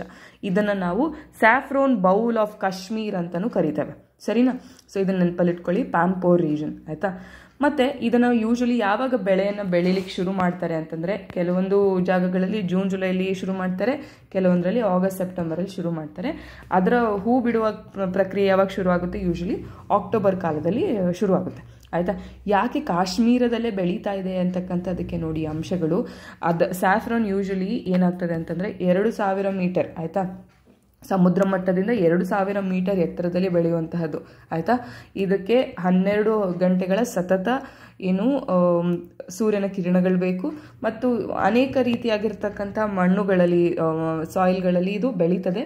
ಅದರಲ್ಲೂ ಎಸ್ಪೆಷಲಿ ಯಾವುದು ಕ್ಯಾಲ್ಶಿಯಂ ಇರ್ತಕ್ಕಂತಹ ಅಥವಾ ಹ್ಯೂಮಸ್ ಜಾಸ್ತಿ ಇರುವಂತಹ ಮತ್ತು ಒಳ್ಳೆಯ ನೀರಿನ ಅಂಶ ಇರುವಂತಹ ಮಣ್ಣಿನಲ್ಲಿ ಇದು ಬೆಳೆಯುವಂತಹದ್ದು. ಆಯಿತಾ? ಮತ್ತು ಇದರ ಒಂದು ಟೆಂಪರೇಚರ್ ರೇಂಜ್ ಏನಿದೆ, ತಾಪಮಾನ ಎಷ್ಟನ್ನು ಇದು ಸಹಿಸ್ಕೊಳ್ಬಹುದು ಅಂತಂತಂದರೆ ಮ್ಯಾಕ್ಸ್ ಟು ಮ್ಯಾಕ್ಸ್ 35-40 ಡಿಗ್ರಿಗಿಂತ ಹೆಚ್ಚು ತಾಪಮಾನ ಹೋಗುವ ಹಾಗಿಲ್ಲ. ಅದೇ ರೀತಿ -15ರಿಂದ -20 ಡಿಗ್ರಿಗಿಂತ ಕೆಳಗೆ ಹೋಗುವ ಹಾಗಿಲ್ಲ. ಆಯಿತಾ? ಸೊ ಈ ಒಂದು ಟೆಂಪರೇಚರ್ ರೇಂಜು, ಈ ಒಂದು ಆಲ್ಟಿಟ್ಯೂಡು ಮತ್ತು ಈ ರೀತಿಯಾಗಿರ್ತಕ್ಕಂಥ ಸಾಯಿಲ್, ಆಯಿತಾ, ಇವೆಲ್ಲ ಮತ್ತು ಅದರ ಜೊತೆಗೆ ಮಳೆ, ಆಯಿತಾ, 1000ರಿಂದ 1500 ಮಿಲಿಮೀಟರ್ ಪ್ರತಿ ವರ್ಷಕ್ಕೆ ಮಳೆ ಬೇಕು. ಓಕೆ, ಆಯಿತಾ? ಸೊ ಇವೆಲ್ಲ ಅಂಶಗಳು ಕಾಶ್ಮೀರದ ಕೆಲವು ಪ್ರದೇಶಗಳಲ್ಲಿ ಮಾತ್ರ ಸಿಗ್ತಾ ಇರೋದ್ರಿಂದ ಅಲ್ಲಷ್ಟೇ ನಾವು ಕೇಸರಿಯನ್ನು ಬೆಳೆಯುವಂತಹದ್ದು. ಏನೇನು ಕೇಸರಿಯ ಬಳಕೆಗಳೇನು, ಅದರ ಉಪಯೋಗಗಳೇನು ಅಂತಕ್ಕಂಥದ್ದು ನಾವು ನೋಡೋದಾದರೆ, ನಮ್ಮ ಔಷಧಿಗಳಲ್ಲಿ ಇದು ಔಷಧಿಕ ಗುಣಗಳಿವುಗಳಲ್ಲಿ ಈ ಒಂದು ಸ್ಪೈಸಲ್ಲಿ ತುಂಬ ಇವೆ. ಫಾರ್ ಎಕ್ಸಾಂಪಲು ಬ್ಲಡ್ ಪ್ರೆಷರನ್ನು ಕಡಿಮೆ ಮಾಡುವಂತಹದ್ದು, ಅನೀಮಿಯಾವನ್ನು ಕಡಿಮೆ ಮಾಡ್ತದೆ, ಮೈಗ್ರೇನ್ ಮತ್ತು ಇನ್ಸಾಮ್ನಿಯಾವನ್ನು ಕಡಿಮೆ ಮಾಡ್ತದೆ. ಆಯಿತಾ? ಅಷ್ಟೇ ಅಲ್ಲ, ಈ ಸ್ಕಿನ್ ಕೇರಲ್ಲೂ ಸಹ, ಆಯಿತಾ, ತ್ವಚೆಯನ್ನು ಸುಂದರವಾಗಿಟ್ಕೊಳ್ಳಿಕ್ಕೆ, ಅದರಲ್ಲಿ ಕಲೆಗಳನ್ನು ಕಡಿಮೆ ಮಾಡಲಿಕ್ಕೆ ಎಲ್ಲದಕ್ಕೂ ಇದನ್ನು ಕೇಸರಿಯನ್ನು ಬಳಸ್ತಾರೆ. ಅಷ್ಟೇ ಅಲ್ಲದೆ ಅನೇಕ ಆಹಾರ ಪದಾರ್ಥಗಳಲ್ಲೂ, ಅಡಿಗೆಗಳಲ್ಲೂ ಸಹ ನಾವು ಕೇಸರಿಯನ್ನು ಬಳಸ್ತೇವೆ ಅಲ್ವಾ? ಇವೆರಡನ್ನು ನೀವು ನೆನಪಿಟ್ಕೊಳ್ಳಿ: insomnia, migraine, anemia, blood pressure, skin quality. ಓಕೆನಾ? ಇವುಗಳನ್ನು ನೀವು ನೆನಪಲ್ಲಿ ಇಟ್ಕೊಳ್ಬೇಕು. ಸರಿ, ಹಾಗಿದ್ರೆ ಭಾರತ 2ನೇ ಅತಿ ಹೆಚ್ಚು ಸ್ಯಾಫ್ರಾನ್ ಬೆಳೆಯುವಂಥ ದೇಶ, ಅದರಲ್ಲೂ ಕಾಶ್ಮೀರ ಇವಾಗ ಕಡಿಮೆ ಆಗ್ತಿದೆ ಅಂತಂದರೆ ಸರ್ಕಾರದಿಂದ ಏನಾದರೂ ಕೆಲವೊಂದು ಸಹಾಯಗಳು ಬೇಕೇ ಬೇಕು ಅಲ್ವಾ? ಸೊ ನೋಡಿ, ಏನೇನು ಸರ್ಕಾರದಿಂದ ಕೆಲಸಗಳಾಗಿದೆ ಅಂತಂತಂದರೆ, GI ಟ್ಯಾಕ್ಸ್ ಸಿಕ್ಕಿದೆ ಕಾಶ್ಮೀರಿ ಕೇಸರಿಗೆ 2020ರಲ್ಲಿ. ಅಷ್ಟೇ ಅಲ್ಲ, ಸ್ಯಾಫ್ರಾನ್ ಹೆರಿಟೇಜ್ ಆಫ್ ಕಾಶ್ಮೀರ್ ಅಂತಕ್ಕಂಥ ಟೈಟಲ್ನಲ್ಲಿ ಇದನ್ನು ಗ್ಲೋಬಲಿ ಇಂಪಾರ್ಟೆಂಟ್ ಅಗ್ರಿಕಲ್ಚರಲ್ ಹೆರಿಟೇಜ್ ಸಿಸ್ಟಮ್ಸ್ನಲ್ಲಿ ಇನ್ಕ್ಲೂಡ್ ಮಾಡಲಾಗಿದೆ. ಆಯಿತಾ? ನೋಡಿ, globally important agricultural heritage systems ಇಲ್ಲಿ ಏನು ಅಂತಂತಂದರೆ, ಕೃಷಿ ಮತ್ತು ಎನ್ವಿರಾನ್ಮೆಂಟಲ್ ಕನ್ಸರ್ವೇಷನ್, ಇವೆರಡು ಒಟ್ಟೊಟ್ಟಿಗೆ ಆಗುವಂತಹ ಕೆಲವೊಂದು ಕೃಷಿ ಕಾರ್ಯಗಳನ್ನು ಈ ಒಂದು ಗ್ಲೋಬಲಿ ಇಂಪಾರ್ಟೆಂಟ್ ಅಗ್ರಿಕಲ್ಚರಲ್ ಹೆರಿಟೇಜ್ ಸಿಸ್ಟಮ್ನಲ್ಲಿ ಇನ್ಕ್ಲೂಡ್ ಮಾಡಲಾಗ್ತದೆ. ಇದರಲ್ಲಿ ಏನು ಅಂತಂತಂದರೆ ಫೋಕಸ್ಸು ಮೇನ್ಲಿ ಪ್ರೊಡಕ್ಷನ್ನು ಇನ್ಕ್ರೀಸ್ ಆಗಬೇಕು, ಅದೇ ರೀತಿ ಕನ್ಸರ್ವೇಷನ್, ಎನ್ವಿರಾನ್ಮೆಂಟಲ್ ಕನ್ಸರ್ವೇಷನು ಆಗಬೇಕು ಮತ್ತು ಸಸ್ಟೈನೇಬಿಲಿಟಿಗೂ ಸಹ ಪ್ರಮೋಟ್ ಮಾಡಬೇಕು ಅಂತಕ್ಕಂಥ ಅಂಶಗಳು. ಇದನ್ನು ರೆಕಗ್ನೈಸ್ ಮಾಡುವಂಥವ್ರು ಯಾರು? ಗ್ಲೋಬಲಿ ಇಂಪಾರ್ಟೆಂಟ್ ಅಗ್ರಿಕಲ್ಚರಲ್ ಹೆರಿಟೇಜ್ ಸಿಸ್ಟಮ್ಸನ್ನು ಫುಡ್ ಆ್ಯಂಡ್ ಅಗ್ರಿಕಲ್ಚರ್ ಆರ್ಗನೈಸೇಷನ್, ಇದನ್ನು ನೀವು ನೆನಪಲ್ಲಿ ಇಟ್ಕೊಳ್ಬೇಕು. ಸ್ಯಾಫ್ರಾನ್ ಹೆರಿಟೇಜ್ ಆಫ್ ಕಾಶ್ಮೀರ್, ಆಯಿತಾ. ಮತ್ತು ಭಾರತದಲ್ಲಿ ಬೇರೆ ಯಾವುದಾದ್ರೂ globally important agricultural heritage systems ಇದಾವ ಅಂತಕ್ಕಂಥದ್ದನ್ನು ನೀವು ಓದಬೇಕು ಮತ್ತು ಕಮೆಂಟ್ ಸೆಕ್ಷನಲ್ಲಿ ತಿಳಿಸಬೇಕು. ಓಕೆನಾ, ಆಗಬಹುದಾ? ಅದೇ ರೀತಿ ನ್ಯಾಷನಲ್ ಸ್ಯಾಫ್ರಾನ್ ಮಿಷನ್, ಈ ಒಂದು ಸ್ಕೀಮನ್ನು ಸಹ, ಈ ಒಂದು ಯೋಜನೆಯನ್ನು ಭಾರತ ಸರ್ಕಾರ 2010-11ರಲ್ಲಿ ತೆಗೆದುಕೊಂಡು ಬಂತು. ಇದು ರಾಷ್ಟ್ರೀಯ ಕೃಷಿ ವಿಕಾಸ ಯೋಜನೆಯ ಒಂದು ಭಾಗ, ಆಯಿತಾ. ಇದರಲ್ಲಿ ಏನನ್ನು ಫೋಕಸ್ ಮಾಡಿದರು ಅಂತಂದರೆ, ಅದೇ ಕಾಶ್ಮೀರದಲ್ಲಿ ಜಮ್ಮು ಮತ್ತು ಕಾಶ್ಮೀರದಲ್ಲಿ ಬೆಳೆಯುವಂತಹ ಕೇಸರಿಯನ್ನು ಹೆಚ್ಚು ಮಾಡಬೇಕು, ಪ್ರೊಡಕ್ಷನನ್ನು ಹೆಚ್ಚು ಮಾಡಬೇಕು ಅಂತಕ್ಕಂತಹದನ್ನು ನ್ಯಾಷನಲ್ ಸ್ಯಾಫ್ರಾನ್ ಮಿಷನ್ ಇದು ಆಬ್ಜೆಕ್ಟ್ ಆಗಿ ಇಟ್ಕೊಳ್ತು. ಅದೇ ರೀತಿ north East centre for technological application and reach nectar ಅಂತಕ್ಕಂಥದ್ದು, ಇದು ಏನು ಅಂತಂತಂದರೆ, ಈ ಒಂದು ಸಂಸ್ಥೆ ಏನು ಮಾಡ್ತಾ ಇದೆ ಅಂತಂತಂದರೆ, ನಾರ್ತ್ ಈಸ್ಟಲ್ಲಿ, ಆಯಿತಾ, ನಮ್ಮ ಭಾರತದ ನಾರ್ತ್ ಈಸ್ಟಿನ ರಾಜ್ಯಗಳಲ್ಲಿ ಈಶಾನ್ಯ ರಾಜ್ಯಗಳು ಏನಿದೆ, ಆ ಈಶಾನ್ಯ ರಾಜ್ಯಗಳಲ್ಲಿ ನಾವು ಅದೇ ಕ್ವಾಲಿಟಿ ಮತ್ತು ಹೆಚ್ಚು ಕ್ವಾಂಟಿಟಿಯಲ್ಲಿ ಕೇಸರಿಯನ್ನು ಬೆಳಿಬಹುದಾ ಅಂತಕ್ಕಂಥದ್ದನ್ನು ರಿಸರ್ಚ್ ಮಾಡ್ತಿರ್ತಕ್ಕಂಥ ಸಂಸ್ಥೆ ನೆಕ್ಟಾರ್, ಆಯಿತಾ, ನೆನಪಲ್ಲಿ ಇಟ್ಕೊಳ್ಳಿ. ಓಕೆನಾ. ಸೊ ಇದು ನಮ್ಮ ಸ್ಯಾಫ್ರಾನಿನ ಕುರಿತಾಗಿ ಇರುವಂತಹ ಕೆಲವೊಂದು ಅಂಶಗಳು, ಆಗ್ಬೋದಲ್ವಾ. ಅದೇ ರೀತಿ ನೆಕ್ಸ್ಟ್ ನಮ್ಮ ಟಾಪಿಕ್ಗೆ ಹೋಗೋಣ. ಇನ್ಸಾಲ್ವೆನ್ಸಿ ಆ್ಯಂಡ್ ಬ್ಯಾಂಕ್ರಪ್ಸಿ ಕೋಡ್, ಇದನ್ನು ನಾವು ದಿವಾಳಿ ಹಾಗೂ ದಿವಾಳಿತನ ಸಂಹಿತೆ, ಆಯಿತಾ, ದಿವಾಳಿತನ ಸಂಹಿತೆ. ಏನಪ್ಪ ಈ ಸಂಹಿತೆ ಅಂತಕ್ಕಂಥದ್ದು, ಯಾಕಿದು ನ್ಯೂಸಲ್ಲಿತ್ತು ಅಂತಕ್ಕಂಥದ್ದನ್ನ ನೋಡಿ. ಏನಾಗ್ತಾ ಇದೆ ಅಂತಂದರೆ, ಈ ಒಂದು ಸಂಹಿತೆ ಅಡಿ ಆಗ್ತಿರ್ತಕ್ಕಂಥ ಏನು ಪ್ರೊಸೀಜರ್ಸ್ ಏನಿದೆ ಅವುಗಳು ಕರೆಕ್ಟಾಗಿ ಆಗ್ತಾಯಿಲ್ಲ, ಅವುಗಳ ಪ್ರಮುಖ ಆಬ್ಜೆಕ್ಟಿವ್ ಏನಿದೆ ಅದು ಫುಲ್ಫಿಲ್ ಆಗ್ತಾಯಿಲ್ಲ, ಇದರಲ್ಲಿ ಪ್ರಾಬ್ಲಮ್ಗಳಿವೆ ಅಂತಕ್ಕಂತಹದನ್ನು ಕೆಲವೊಂದು ಅಂಶಗಳು ತಿಳಿಸ್ತಾ ಇವೆ. For example parliamentary standing committee ಸಹ ಹೇಳ್ತು, ಪಾರ್ಲಿಮೆಂಟರಿ ಸ್ಟ್ಯಾಂಡಿಂಗ್ ಕಮಿಟಿ ಸಹ ಹೇಳ್ತಾ ಇದೆ. ಅದೇ ರೀತಿ RBIನ ಫಿನಾನ್ಷಿಯಲ್ ಸ್ಟೆಬಿಲಿಟಿ ರಿಪೋರ್ಟ್ ಸಹ ಕೆಲವೊಂದು ಅಂಶಗಳನ್ನು ಇದರ ಬಗ್ಗೆ ಗುರುತಿಸ್ತಾ ಇದೆ. ಆದ್ದರಿಂದ ಏನು ಮಾಡಬೇಕು ಅಂತಂದರೆ, ಈ ದಿವಾಳಿ ಮತ್ತು ದಿವಾಳಿತನ ಸಂಹಿತೆ ಏನಿದೆ ಇದನ್ನು ಮರುಪರಿಶೀಲಿಸಿ ಇವುಗಳಲ್ಲಿ ಅಪ್ಗ್ರೇಡೇಷನನ್ನು ತರಬೇಕು ಅಂತಕ್ಕಂಥದ್ದು ಇದು ಆರ್ಟಿಕಲ್. ಓಕೆನಾ. ಸೊ ಕಾಂಟೆಕ್ಸ್ಟ್ ಏನು ಈ ಒಂದು ಆರ್ಟಿಕಲ್ ಏನದು ಅಂದರೆ ನೋಡಿ, ಈ ದಿವಾಳಿ ಮತ್ತು ದಿವಾಳಿತನ ಸಂಹಿತೆ ಏನಿದೆ ಅದು 2016ರಲ್ಲಿ ಜಾರಿಗೆ ಬಂದಿತ್ತು. ಇದರ ಕೆಲವೊಂದು ಉದ್ದೇಶಗಳೇನಿತ್ತು ಅಂತಂತಂದರೆ, ಎಷ್ಟು ಇವಾಗ ಫಾರ್ ಎಕ್ಸಾಂಪಲ್ ಏನು ದಿವಾಳಿತನ ಅಂತಕ್ಕಂಥದ್ದನ್ನು ನಾವು ಇವಾಗ ನೋಡೋಣ. ಇದರ ಕೆಲವು ಪ್ರಮುಖ ಉದ್ದೇಶಗಳೇನು ಅಂತಂದರೆ, ಇವಾಗ ಫಾರ್ ಎಕ್ಸಾಂಪಲ್ ನಾನು ಏನು ಮಾಡಿದ್ದೇನೆ ಅಂತಂತಂದರೆ 10 ಲಕ್ಷ ಸಾಲವನ್ನು ಪಡೆದಿದ್ದೇನೆ, ಆಯಿತಾ. 10 ಲಕ್ಷ ಸಾಲವನ್ನು ಪಡೆದಿದ್ದೇನೆ, ಆದರೆ ನನಗೆ ಈ 10 ಲಕ್ಷವನ್ನು ತೀರಿಸ್ಲಿಕ್ಕೆ ಆಗಿಲ್ಲ, ಆಯಿತಾ. ಆದರೆ ತೀರಿಸ್ಲಿಕ್ಕೆ ನನ್ನ ಹತ್ರ ಹಣ ಇಲ್ಲ, ಆದರೆ ನನ್ನ ಹತ್ರ ಒಂದು ಚಿಕ್ಕ ಮನೆ ಇದೆ ಅಥವಾ ಒಂದು ಜಾಗವಿದೆ ಅಂತ ತಿಳಿದುಕೊಳ್ಳೋಣ. ಈ ಒಂದು ಜಾಗವನ್ನು ಈ ಜಾಗ ಅಥವಾ ಮನೆಯನ್ನು ಮಾರಲಿಕ್ಕೆ ನನಗೆ ಇದು ನನ್ನ ಅಸೆಟ್ಸ್ ಅಲ್ವಾ. ಅಂದರೆ ನಾನು ಸಾಲವನ್ನು ಪಡೆದಿರುವಂತಹವಳು ನನ್ನ ಆಸ್ತಿಯ ಮೌಲ್ಯವನ್ನು ಎಷ್ಟಾಗ್ತದಷ್ಟು ಗರಿಷ್ಠವಾಗಿ ಪರಿಗಣಿಸಿ ಅದನ್ನು ಮಾರಿ ಈ 10 ಲಕ್ಷನ ತೀರಿಸುವಂಥದ್ದು ಅಥವಾ ಇದು ಪ್ರಮುಖವಾಗಿರ್ತಕ್ಕಂಥ ಒಂದು ಉದ್ದೇಶ. ಅದೇ ರೀತಿಯಾಗಿ ಉದ್ಯಮಶೀಲತೆಯನ್ನು, ಆಂಟ್ರಪ್ರನರ್ಶಿಪ್ಪನ್ನು ಪ್ರಮೋಟ್ ಮಾಡುವುದು, ಉತ್ತೇಜಿಸುವುದು, ಆಯಿತಾ. ಅಷ್ಟೇ ಅಲ್ಲ, ಕೇಸ್ಗಳನ್ನು ತ್ವರಿತ ಸಮಯದಲ್ಲಿ ಅಥವಾ ನಿರ್ದಿಷ್ಟ ಕಾಲಾವಧಿಯಲ್ಲಿ ಸಾಲ್ವ್ ಮಾಡುವಂತಹದ್ದು ಮತ್ತು ಎಲ್ಲ ಪಾಲುದಾರರ ಹಿತಾಸಕ್ತಿಗಳನ್ನು ಸಮತೋಲನದಲ್ಲಿ ಇಟ್ಟು ಅವರೆಲ್ಲರಿಗೂ ಒಂದು ಉಪಯೋಗವನ್ನು ಕೊಡುವಂತಹದ್ದು, ಆಯಿತಾ. Promoting or balancing the interest of all the stakeholders, ಸರಿ ಅಲ್ವಾ. ಸೊ ಇದು ನಮ್ಮ ದಿವಾಳಿ ಮತ್ತು ದಿವಾಳಿತನ ಸಂಹಿತೆಯ ಪ್ರಮುಖ ಉದ್ದೇಶಗಳು, ಕರೆಕ್ಟ್ ಅಲ್ವಾ. ಏನಾಗ್ತಾ ಇದೆ ನೋಡಿ ಇಲ್ಲಿ. ಫಸ್ಟ್ ಆಫ್ ಆಲ್, ಈ maximising the value of debtors asset, promoting entrepreneurship, ensuring timely resolution, protecting the interest of all stake holders. ಇದು 4 ಆಬ್ಜೆಕ್ಟಿವ್ಸ್ ಇದೆ. ಬಟ್ ಪ್ರಾಬ್ಲಮ್ ಏನಾಗ್ತಾ ಇದೆ ಅಂತಂತಂದರೆ ಇತ್ತೀಚೆಗೆ ಈ ಒಂದು ಸಂಹಿತೆ ಅಡಿಯಲ್ಲಿ ರಿಸಾಲ್ವ್ ಆಗ್ತಿರ್ತಕ್ಕಂಥ ಕೇಸಸ್ ಎಲ್ಲ ಏನಿದೆ ಅಷ್ಟು ಇಫೆಕ್ಟಿವ್ ಆಗಿ ರಿಸಾಲ್ವ್ ಆಗ್ತಾ ಇಲ್ಲ. ಏನು ಪ್ರಾಬ್ಲಮ್ ಆಗ್ತಾ ಇದೆ ಅಂತಂದರೆ ಲೋ ರೀಪೇಮೆಂಟ್ ಪರ್ಸೆಂಟೇಜ್. ಏನು ಲೋ ರೀಪೇಮೆಂಟ್ ಪರ್ಸೆಂಟೇಜ್ ಅಂದರೆ ಕಡಿಮೆ ಮರುಪಾವತಿ. ಆಯಿತಾ, ಏನು ಕಡಿಮೆ ಮರುಪಾವತಿ ಆಗ್ತಾ ಇದೆ ಅಂತಂದರೆ ನೋಡಿ, ರೆಸಲ್ಯೂಷನ್ ಪ್ಲ್ಯಾನ್ಸ್ ಏನು ಮಾಡ್ತಾ ಇದೆ, ಈಗ ನಾನು 100 ರೂಪಾಯಿ ಸಾಲವನ್ನು ಪಡೆದಿದ್ದೇನೆ. ಆಯಿತಾ, ಆದರೆ ಈ ಒಂದು ಸಂಹಿತೆ ಅಡಿಯಲ್ಲಿ ಕೇವಲ 15 ರೂಪಾಯಿ ಮಾತ್ರ ನಾನು ವಾಪಸ್ ರೀಪೇ ಮಾಡ್ತಾ ಇರುವಂಥದ್ದು. ಆಯಿತಾ, ನನ್ನ ಸಾಲದ 15 ರೂಪಾಯಿಯನ್ನು ಮಾತ್ರ ನಾನು ರೀಪೇ ಮಾಡ್ತಾ ಇದ್ದೇನೆ. ಅದೂ ಸಹ ಅನೇಕ ವರ್ಷಗಳು ಡಿಲೇ ಮಾಡಿ, ಆಯಿತಾ, ಲೇಟ್ ಮಾಡಿ ನಾನು ಪೇ ಮಾಡ್ತಾ ಇದ್ದೀನಿ. ಆಯಿತಾ, ಸೊ ಇದು ಲೋ ರೀಪೇಮೆಂಟ್ ಪರ್ಸೆಂಟೇಜ್ ಅಥವಾ ಕಡಿಮೆ ಮರುಪಾವತಿ ಶೇಕಡ.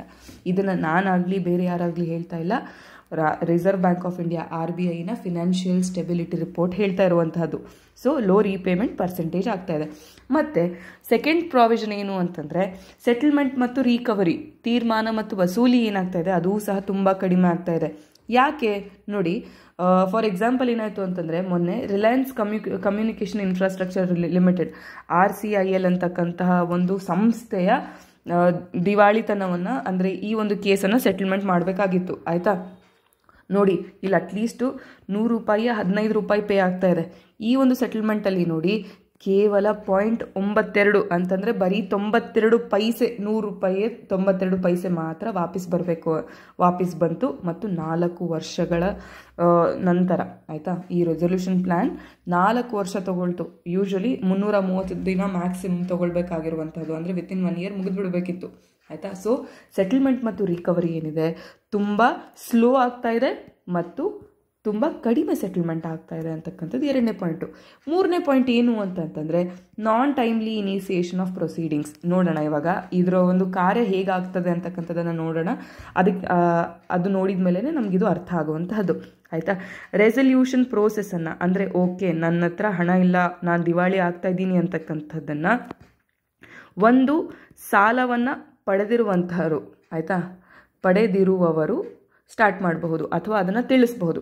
2ನೇದು ಸಾಲವನ್ನು ನೀಡಿರುವಂತಹವರು. ಆಯಿತಾ, ಇವರಿಬ್ಬರಲ್ಲಿ ಒಬ್ಬರು ಹೇಳಬಹುದು, ಓಕೆ ಈ ಒಂದು ಕಂಪನಿ ಅಥವಾ ಈ ಒಂದು ಮನುಷ್ಯನ ಹತ್ರ ಸಾಲವನ್ನು ತೀರಿಸಲಿಕ್ಕೆ ಹಣವಿಲ್ಲ ಅಂತಕ್ಕಂಥದ್ದನ್ನು. ಈ ಒಂದು ಪ್ರೋಸೆಸ್ ಏನಿದೆ ಒಂದು ಕರೆಕ್ಟ್ ಟೈಮಿಗೆ, ಆಯಿತಾ, ಬೇರೆ ಅವರಿಗೂ ಫರ್ದರ್ ಲಾಸ್ ಆಗಲಿದ್ದಂಗೆ ಒಂದು ಕರೆಕ್ಟ್ ಟೈಮಿಗೆ ಶುರು ಮಾಡಬೇಕು. ಬಟ್ ಆದರೆ ಇದು ಪ್ರೋಸೆಸ್ಸು ಸಹ ಡಿಲೇ ಆಗ್ತಾ ಇದೆ. ಆಯಿತಾ, ಸೊ ಇದಕ್ಕೆ ಏನು ಅಂತಂತಂದರೆ ಅಡ್ಮಿನಿಸ್ಟ್ರೇಟಿವ್ ಹರ್ಡಲ್ಸ್, ಆಯಿತಾ, ಅಥವಾ ಪ್ರೊಸೀಜರಲ್ ಹರ್ಡಲ್ಸ್ ಸಹ ಕಾರಣ. ಓಕೆನಾ. ಮತ್ತು ಹೇರ್ ಕಟ್ ಮತ್ತು ರಿಕವರಿ ರೇಟ್. ಹೇರ್ ಕಟ್ ಅಂತಂದರೆ ಏನು ಅಂತಂದರೆ ಓಕೆ ಈಗ 100 ರೂಪಾಯಲ್ಲಿ ಒಂದು 60 ರೂಪಾಯಿ ವಾಪಸ್ ಬರೋದಿಲ್ಲಪ್ಪ, 40 ರೂಪಾಯಿ ಮಾತ್ರ ವಾಪಸ್ ಬರ್ತಾ ಇದೆ. ಈ 60 ರೂಪಾಯಿ ಏನಿದೆ ಅಥವಾ 60% ಏನಿದೆ ಇದು ಹೇರ್ ಕಟ್ ಅಂತಂದರೆ ಇವಾಗ ಏನಂತ ಕರಿಬೋದು ಇದನ್ನು ನಾವು ಅಂತಂದರೆ ಡಿಸ್ಕೌಂಟ್ ಅಂತ ಕರಿಬೋದು ಅಲ್ವಾ, ಅಂದರೆ ರಿಯಾಯಿತಿ ಅಂತ ಕರಿಬಹುದು. ಸೊ ರೈಟಿಂಗ್ ಆಫ್ ಲೋನ್ಸ್, ಆಯಿತಾ, ಇದು 60 ರೂಪಾಯಿ ವಾಪಸ್ ಬರೋದಿಲ್ಲ ಅಂತಕ್ಕಂಥದ್ದನ್ನು ಬರಿತೀವಲ್ವಾ, ಅದನ್ನು ರೈಟಿಂಗ್ ಆಫ್ ಅಂತ ಕರಿತೀವಿ. ಮತ್ತು ಅದರ ಜೊತೆಗೆ ಈ ಒಂದು ಸಾಲದ ಒಂದು ಇಂಟ್ರೆಸ್ಟ್ ರೇಟ್ ಏನಿದೆ, ಬಡ್ಡಿ ದರ ಏನಿದೆ ಅದನ್ನು ಸಹ ಬಿಡುವುದು, ಅದನ್ನು ನಾವು ಹೇರ್ ಕಟ್ ಅಂತ ಕರಿತೀವಿ. ತುಂಬ ಜಾಸ್ತಿ ಹೇರ್ ಕಟ್ಸ್ ಇದೆ, ಅಂದರೆ ಅಪ್ ಟು 90-95% ಹೇರ್ ಕಟ್ಸ್ ಇದೆ. ಮತ್ತು ರಿಕವರಿ ರೇಟ್ಸ್ ತುಂಬ ಕಡಿಮೆ ಇದೆ. ಕರೆಕ್ಟ್ ಅಲ್ವಾ. ಸೊ ಇದೆಲ್ಲದರಿಂದ ಏನಾಗ್ತಾ ಇದೆ ಅಂತಂದರೆ ಈ ಸಾಲವನ್ನು ಪಡೆದಿರುವಂತಹವರು ಮತ್ತು ಈ ಇನ್ಸಾಲ್ವೆನ್ಸಿ ಪ್ರೊಫೆಷನಲ್ಸ್ ಮಾತ್ರ ದುಡ್ಡು ಮಾಡ್ತಾ ಇದ್ದಾರೆ, ಹಣ ಮಾಡ್ತಾ ಇದ್ದಾರೆ. ಆದರೆ ಸಾಲವನ್ನು ನೀಡಿರುವಂತಹವರು ಕಷ್ಟವನ್ನು ಅನುಭವಿಸ್ತಾ ಇದ್ದಾರೆ ಅಂತಕ್ಕಂಥದ್ದು. ಯಾಕೆ ಸಾಲವನ್ನು ಪಡೆದಿರೋರು ಮತ್ತು ಇನ್ಸಾಲ್ವೆನ್ಸಿ ಪ್ರೊಫೆಷನಲ್ಸು ಅಂತಂದರೆ ಈ ರೆಸಲ್ಯೂಷನ್ ಪ್ರೋಸೆಸ್ಸೆಲ್ಲ ಸೆಟಲ್ ಆದಾಗ ಅಮೌಂಟ್ ಫಸ್ಟ್ ಸಿಗುವಂಥದ್ದು ಯಾರಿಗೆ ಅಂದರೆ ಇವರಿಗೆ. ಇಷ್ಟು ಹಣವನ್ನು ನಾವು ಇನ್ಸಾಲ್ವೆನ್ಸಿ ಪ್ರೊಫೆಷನಲ್ಸ್ಗೆ ನೀಡಬೇಕು ಅಂತಕ್ಕಂಥದ್ದಲ್ಲಿ ಇರುವಂತಹದ್ದು. ಈಗ ನೆಕ್ಸ್ಟ್ ನಾವು ಅದನ್ನು ನೋಡ್ತೀವಿ. ಸೊ ಇದು ಕ್ಲಿಯರ್ ಆಗ್ತದೆ. ಆಯಿತಾ, ನೋಡಿ ಇಲ್ಲಿ ಆಫ್ಟರ್ ರೆಸಲ್ಯೂಷನ್ ಏನಾಗ್ತಾ ಇದೆ ಅಂತಂತಂದರೆ ಕೇವಲ 5%ನಷ್ಟು ಲೋನಿನ 5% ಮಾತ್ರ ಪಾಪ ಸಾಲವನ್ನು ನೀಡಿರುವಂಥವರಿಗೆ ವಾಪಸ್ ಸಿಗ್ತಾ ಇದೆ. ಸೊ ಇದೆಲ್ಲ ಡೇಟಾ ನಿಮಗೆ ಇಂಪಾರ್ಟೆಂಟ್ ಆಗ್ತದೆ ನೋಡಿ. IBC ಏನಿದೆ ಇದು ಡೈರೆಕ್ಟ್ ಕ್ವೆಶನ್ ಮೇನ್ಸ್ನಲ್ಲಿ ಬರುವ ಸಾಧ್ಯತೆ ಇದೆ ಆಯಿತಾ.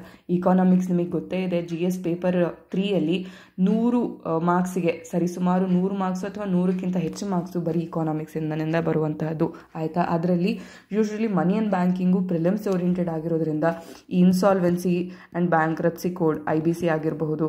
ಅದೇ ರೀತಿಯಾಗಿ ಏನಂದರೆ ನಾನ್ ಪರ್ಫಾರ್ಮಿಂಗ್ ಅಸೆಟ್ಸು ಇವೆಲ್ಲದರ ಕುರಿತಾಗಿ ಮೇನ್ಸ್ ಪರ್ಸ್ಪೆಕ್ಟಿವಲ್ ಕ್ವೆಶನ್ಸ್ ಬರೋ ಸಾಧ್ಯತೆ ಹೆಚ್ಚು. ಆದ್ದರಿಂದನೇ ಇದನ್ನು ಡೀಟೇಲ್ ಆಗಿ ಡಿಸ್ಕಸ್ ಮಾಡ್ತಾ ಇರೋದು. ಇವುಗಳನ್ನು ನೀವು ನೋಟ್ ಡೌನ್ ಮಾಡ್ಕೊಬೇಕು ಮತ್ತು ನೆನಪಲ್ಲೂ ಇಟ್ಕೊಳ್ಬೇಕು, ಸರಿನಾ. ಸೊ ನೋಡಿ, ಆ ರೆಸೊಲ್ಯೂಷನ್ ನಂತರ ಎಷ್ಟು ಹಣ ವಾಪಸ್ ಬರ್ತಾ ಇದೆ, ಕೇವಲ 5% ಅಷ್ಟು ಮಾತ್ರ ವಾಪಸ್ ಬರ್ತಾ ಇದೆ. ಆಮೇಲೆ ಪಾರ್ಲಿಮೆಂಟಿನ ಸ್ಟ್ಯಾಂಡಿಂಗ್ ಕಮಿಟಿ ಏನು ಹೇಳ್ತಾ ಇದೆ ಅಂತಂದರೆ, ಅದರ 32ನೇ ರಿಪೋರ್ಟ್ನಲ್ಲಿ ಈ ಲೋ ರೇಟ್ಸ್ ಇದೆ, ಲೋ ರಿಕವರಿ ರೇಟ್ಸಿನ ಬಗ್ಗೆ RBIನೂ ಹೇಳ್ತು, ನಾವು ಕರೆನ್ಸಿ ಅವನ್ನ ಡಿಸ್ಕಸ್ ಮಾಡಿದ್ವಿ.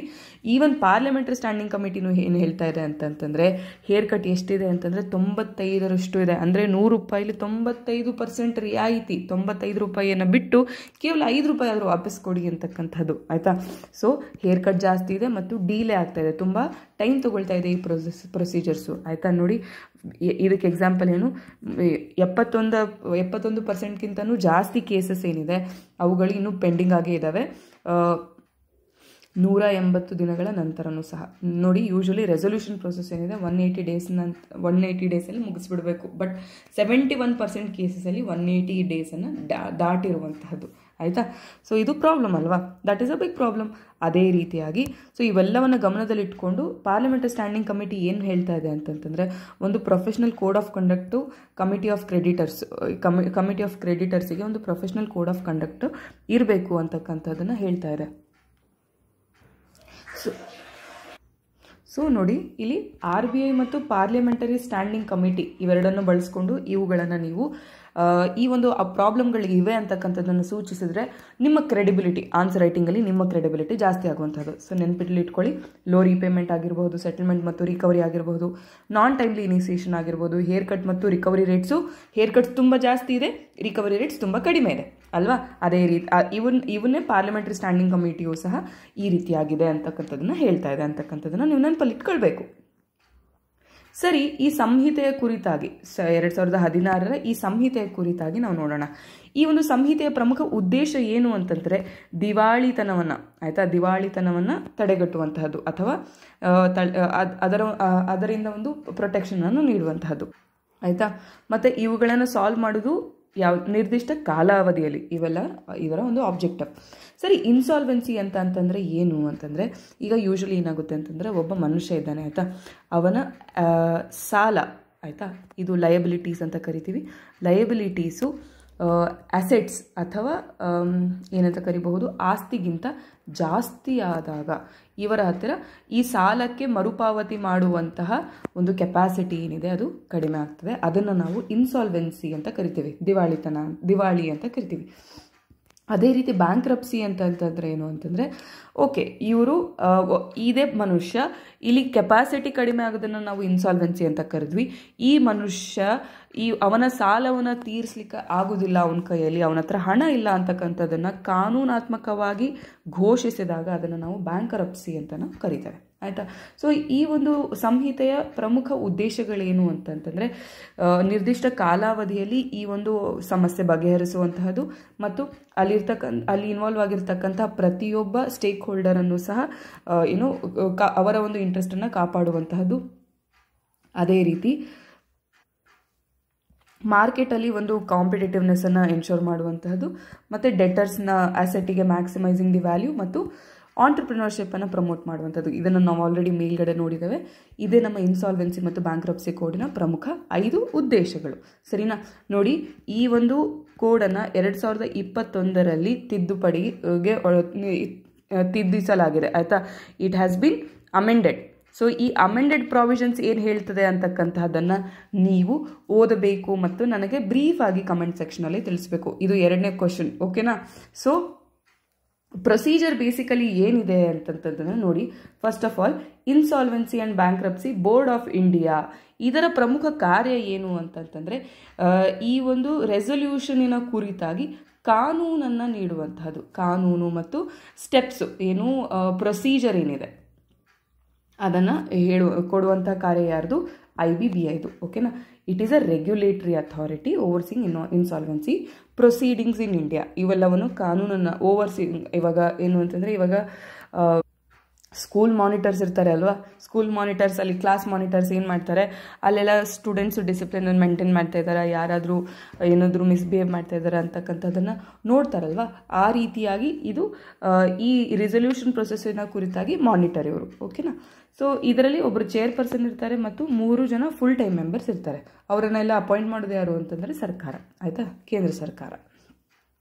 ಸರಿ, ಇವರೆಲ್ಲರೂ ಯಾರಿಗಾದರೂ ಅಪಾಯಿಂಟ್ ಮಾಡ್ಬೋದಾ? ನನ್ನನ್ನು ಅಪಾಯಿಂಟ್ ಮಾಡ್ಬೋದಾ? ನಿಮ್ಮನ್ನು ಅಪಾಯಿಂಟ್ ಮಾಡ್ಬೋದಾ? ಇಲ್ಲ. ಯಾರ್ಯಾರು ಫಿನಾನ್ಸು, ಲಾ ಮತ್ತು ಇನ್ಸಾಲ್ವೆನ್ಸಿ ಇದರಲ್ಲೆಲ್ಲ ಎಕ್ಸ್ಪರ್ಟ್ಸ್ ಇರ್ತಾರಲ್ಲ ಅವರನ್ನು ಮಾತ್ರ ಇವರು ಮಾಡುವಂಥದ್ದು. ನೋಡಿ, ಇವೆಲ್ಲ ಪ್ರಿಲಿಮ್ಸಿಗೆ ಡೈರೆಕ್ಟಾಗಿ ಬರುವಂತಹ ಕ್ವೆಶನ್ಸ್, ಅಥವಾ ಫ್ಯಾಕ್ಚುಲಿ ಮೇನ್ಸಲ್ಲೂ ಕೇಳಬಹುದು. Explain briefly the insolvency and bankruptcy code proceedings ಅಂತ. ಸೊ ನಿಮಗೆ ನೆನಪಲ್ಲಿ ಇಟ್ಕೊಳ್ಬೇಕು. ಅಡ್ಜುಡಿಕೇಷನ್ ಆಫ್ ಪ್ರೊಸೀಡಿಂಗ್ ಆಯಿತು. ಈ ಒಂದು ಪ್ರೋಸೆಸ್ ಹೇಗೆ ನಡೀತದೆ ಅಂತಕ್ಕಂಥದ್ದು ನೋಡಿ, ಇದನ್ನು ನ್ಯಾಷನಲ್ ಕಂಪನೀಸ್ ಲಾ ಟ್ರಿಬ್ಯುನಲ್ಲು ಈ ಒಂದು ಪ್ರೊಸೀಡಿಂಗ್ಸನ್ನು ತಗೊಳ್ತದೆ. ಯಾರಿಗೆ? ಈ ಕಂಪನಿಗಳಿಗೆ. ಅದೇ ರೀತಿ ಡೆಟ್ ರಿಕವರಿ ಟ್ರೈಬ್ಯುನಲ್ಲು ಈ ಒಂದು ಪ್ರೊಸೀಡಿಂಗ್ಸನ್ನು ತಗೊಳ್ಳೋದು ಯಾರಿಗೆ? ಇಂಡಿವಿಜುವಲ್ಸಿಗೆ. ಸರಿನಾ? So debt recovery tribunals for individuals, national companies law tribunal for companies. ನೆನಪಲ್ಲಿ ಇಟ್ಕೊಳ್ಬೇಕು. ಇವೆರಡಕ್ಕೂ ಅಪ್ರೂವಲ್, ಓಕೆ ನೀವಿಬ್ರು ಈ ಒಂದು ರೆಸೊಲ್ಯೂಷನ್ ಪ್ರೊಸೀಡಿಂಗ್ಸನ್ನು ತಗೊಳ್ಳಿ ಅಂತಕ್ಕಂಥದ್ದನ್ನು ಸೂಚಿಸುವಂಥವ್ರು ಯಾರು? ಕೋರ್ಟ್ಗಳು. ಆಯಿತಾ? ಇದನ್ನು ಪ್ರಾರಂಭಿಸಿ, ಈ ರೆಸೊಲ್ಯೂಷನ್ ಪ್ರೊಸೆಸನ್ನು ಪ್ರಾರಂಭಿಸಿ ಪ್ರೊಫೆಷನಲ್ಸನ್ನು ಅಪಾಯಿಂಟ್ ಮಾಡಿ ಇವನ್ನೆಲ್ಲವನ್ನು ಕೆಲಸವನ್ನು ಮಾಡಿ ಅಂತ ಹೇಳುವಂಥವ್ರು ಯಾರು? ಕೋರ್ಟ್ಗಳು, ನ್ಯಾಯಾಲಯ. ಆಯಿತಾ? ಪ್ರೊಸೀಜರ್ ಏನು ಇದರ ಕೆಲಸಕ್ಕೆ ಅಂತಂದರೆ, ಫಸ್ಟಿಗೆ ನೋಡಿ, ಸಾಲವನ್ನು ಪಡೆದಿರುವಂಥವ್ರು ಅಥವಾ ಸಾಲವನ್ನು ನೀಡಿರುವಂಥವ್ರು. ಆಯಿತಾ? ಸಾಲದ ಅಮೌಂಟನ್ನು ಅಂದರೆ ಪ್ರತಿ ತಿಂಗಳಾಗಿರ್ಬೋದು, ಪ್ರತಿ ವರ್ಷ ರೀಪೇ ಮಾಡುವಂಥ ಅಮೌಂಟನ್ನು ಪೇ ಮಾಡಿಲ್ಲ ಅಂದಾಗ ಈ ಒಂದು ಪ್ರೋಸೆಸ್ಸನ್ನು ಪ್ರಾರಂಭಿಸಬಹುದು. ಆಯಿತಾ? ಪ್ರಾರಂಭಿಸಿದಾಗ ಏನಾಗ್ತದೆ ಅಂತಂತಂದರೆ, ಇನ್ಸಾಲ್ವೆನ್ಸಿ ಪ್ರೊಫೆಷನಲ್ಸ್ ಇರ್ತಾರೆ, ಅವರು ಈ ಪ್ರೋಸೆಸ್ಸನ್ನು ಕೈಗೊಂಡು ಫಿನಾನ್ಷಿಯಲ್ ಇನ್ಫಾರ್ಮೇಷನನ್ನು ಕೊಡ್ತಾರೆ. ಯಾರಿಗೆ? ಸಾಲವನ್ನು ನೀಡಿರುವಂಥವರಿಗೆ. ಆಯಿತಾ? ಮತ್ತು ಅಸೆಟ್ ಮ್ಯಾನೇಜ್ಮೆಂಟ್ ಅನ್ನು ಅವರು ನೋಡುವಂತಹದ್ದು. ಸರಿ ಅಲ್ವಾ?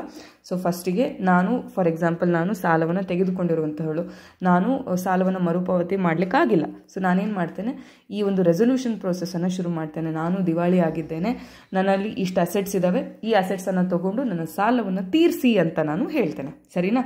ಸೊ ಅದನ್ನು ಇನ್ಸಾಲ್ವೆನ್ಸಿ ಪ್ರೊಫೆಷನಲ್ಸು ಈ ಕೇಸನ್ನು ಎತ್ಕೊಳ್ತಾರೆ. ಎಷ್ಟು ಸಾಲ ಇದೆ, ಎಷ್ಟು ಆಸ್ತಿ ನನ್ನ ಹತ್ರ ಇದೆ, ಎಷ್ಟು ಜನರಿಗೆ ಈ ಸಾಲದ ಹಣವನ್ನು ನಾವು ನೀಡಬೇಕು, ಎಲ್ಲವನ್ನು ಅವರು ಕ್ಲೀನಾಗಿ ಸ್ಟಡಿ ಮಾಡಿ ಎಲ್ಲರ ಒಂದು ಇಂಟ್ರೆಸ್ಟು ಎನ್ಶೋರ್ ಆಗಂಗೆ ಅವರು ಒಂದು ಪ್ಲ್ಯಾನನ್ನು ಕೊಡ್ತಾರೆ. ಒಂದು 180 ಡೇಸಲ್ಲೇ ಒಂದು ಆ್ಯಕ್ಷನ್ ಪ್ಲ್ಯಾನನ್ನು ಕೊಡ್ತಾರೆ. ಆ ಒಂದು ಆ್ಯಕ್ಷನ್ ಪ್ಲ್ಯಾನನ್ನು ಇವರು ಎಕ್ಸಿಕ್ಯೂಟ್ ಮಾಡುವಂಥದ್ದು. ಆಯಿತಾ? ಮತ್ತು ಇನ್ನೊಂದೇನು ನೋಡಿ, ಈಗ ಫಾರ್ ಎಕ್ಸಾಂಪಲ್ ನಾನು ದಿವಾಳಿ ಆಗಿದ್ದೇನೆ ಅಂತಕ್ಕಂಥದ್ದನ್ನು ಹೇಳ್ತೀನಿ. ಆಯಿತಾ? ನನಗೆ ಸಾಲ ಕೊಟ್ಟಿರೋರೆಲ್ಲ ನನ್ನ ಮೇಲೆ ಕೇಸ್ ಹಾಕ್ಬೋದಲ್ವಾ? ಸೊ ಈ ಕೇಸ್ ಹಾಕುವ ಒಂದು ಪ್ರೊಸೀಜರನ್ನು 180 ದಿನಗಳವರೆಗೂ ಮಾಡುವಂತಿಲ್ಲ ಈ ಒಂದು ಪ್ರೊಸೀಜರ್ನ ಅಡಿಯಲ್ಲಿ. ಆಯಿತಾ? ಸೊ ಇದು ಒಂದು ಥರ ಏನು ಅಂತಂದರೆ, ಈ ಒಂದು ಪರ್ಸನಿಗೆ ಒಂದು ಸೇಫ್ ಗಾರ್ಡ್ ಅಲ್ವಾ. ಓಕೆ, ನಾನು ಇವಾಗ ಜೈಲಿಗಂತೂ ಹೋಗಲ್ಲ ಅಂತಕ್ಕಂಥದ್ದು 180 ದಿನದವರೆಗೂ ಅಟ್ಲೀಸ್ಟ್. ಅದಾದ ನಂತರ ನೋಡಿ, ಕಮಿಟಿ ಆಫ್ ಕ್ರೆಡಿಟರ್ಸ್ ಇರ್ತಾರೆ. ಕಮಿಟಿ ಆಫ್ ಕ್ರೆಡಿಟರ್ಸ್ ಅಂತಂದರೆ ಯಾರು ಅಂತಂದರೆ, ಇವರನ್ನು ಇನ್ಸಾಲ್ವೆನ್ಸಿ ಪ್ರೊಫೆಷನಲ್ಸೇ ಕ್ರಿಯೇಟ್ ಮಾಡುವಂತಹದ್ದು.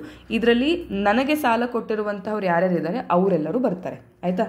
ಸೊ ಇವರು ಇದರ ಒಂದು ಕೆಲಸ ಏನು ಅಂತಂತಂದರೆ, ಎಷ್ಟು ಸಾಲ ಇದೆ, ಆಯಿತಾ, ಎಷ್ಟು ಸಾಲ ಇದೆ ಮತ್ತು ಅದರಲ್ಲಿ ಎಷ್ಟನ್ನು ನಾವು ಹಿಂಪಡಿಬಹುದು, ಯಾವಾಗ ಅದನ್ನು ಹಿಂಪಡಿಬಹುದು, ಮತ್ತು ಯಾವ ಅಂದರೆ ಇವಾಗ ಸಾಲವನ್ನು ಪಡೆದಿರ್ತಕ್ಕಂತಹ ಮನುಷ್ಯನ ಹತ್ರ ಇರ್ತಕ್ಕಂಥ ಯಾವ ಆಸ್ತಿಗಳನ್ನು ಮಾರಿ ಇದನ್ನು ಹಿಂಪಡಿಬಹುದು ಅಂತಕ್ಕಂಥದ್ದನ್ನು ಎಲ್ಲ ಡಿಸೈಡ್ ಮಾಡೋದು ಯಾರು?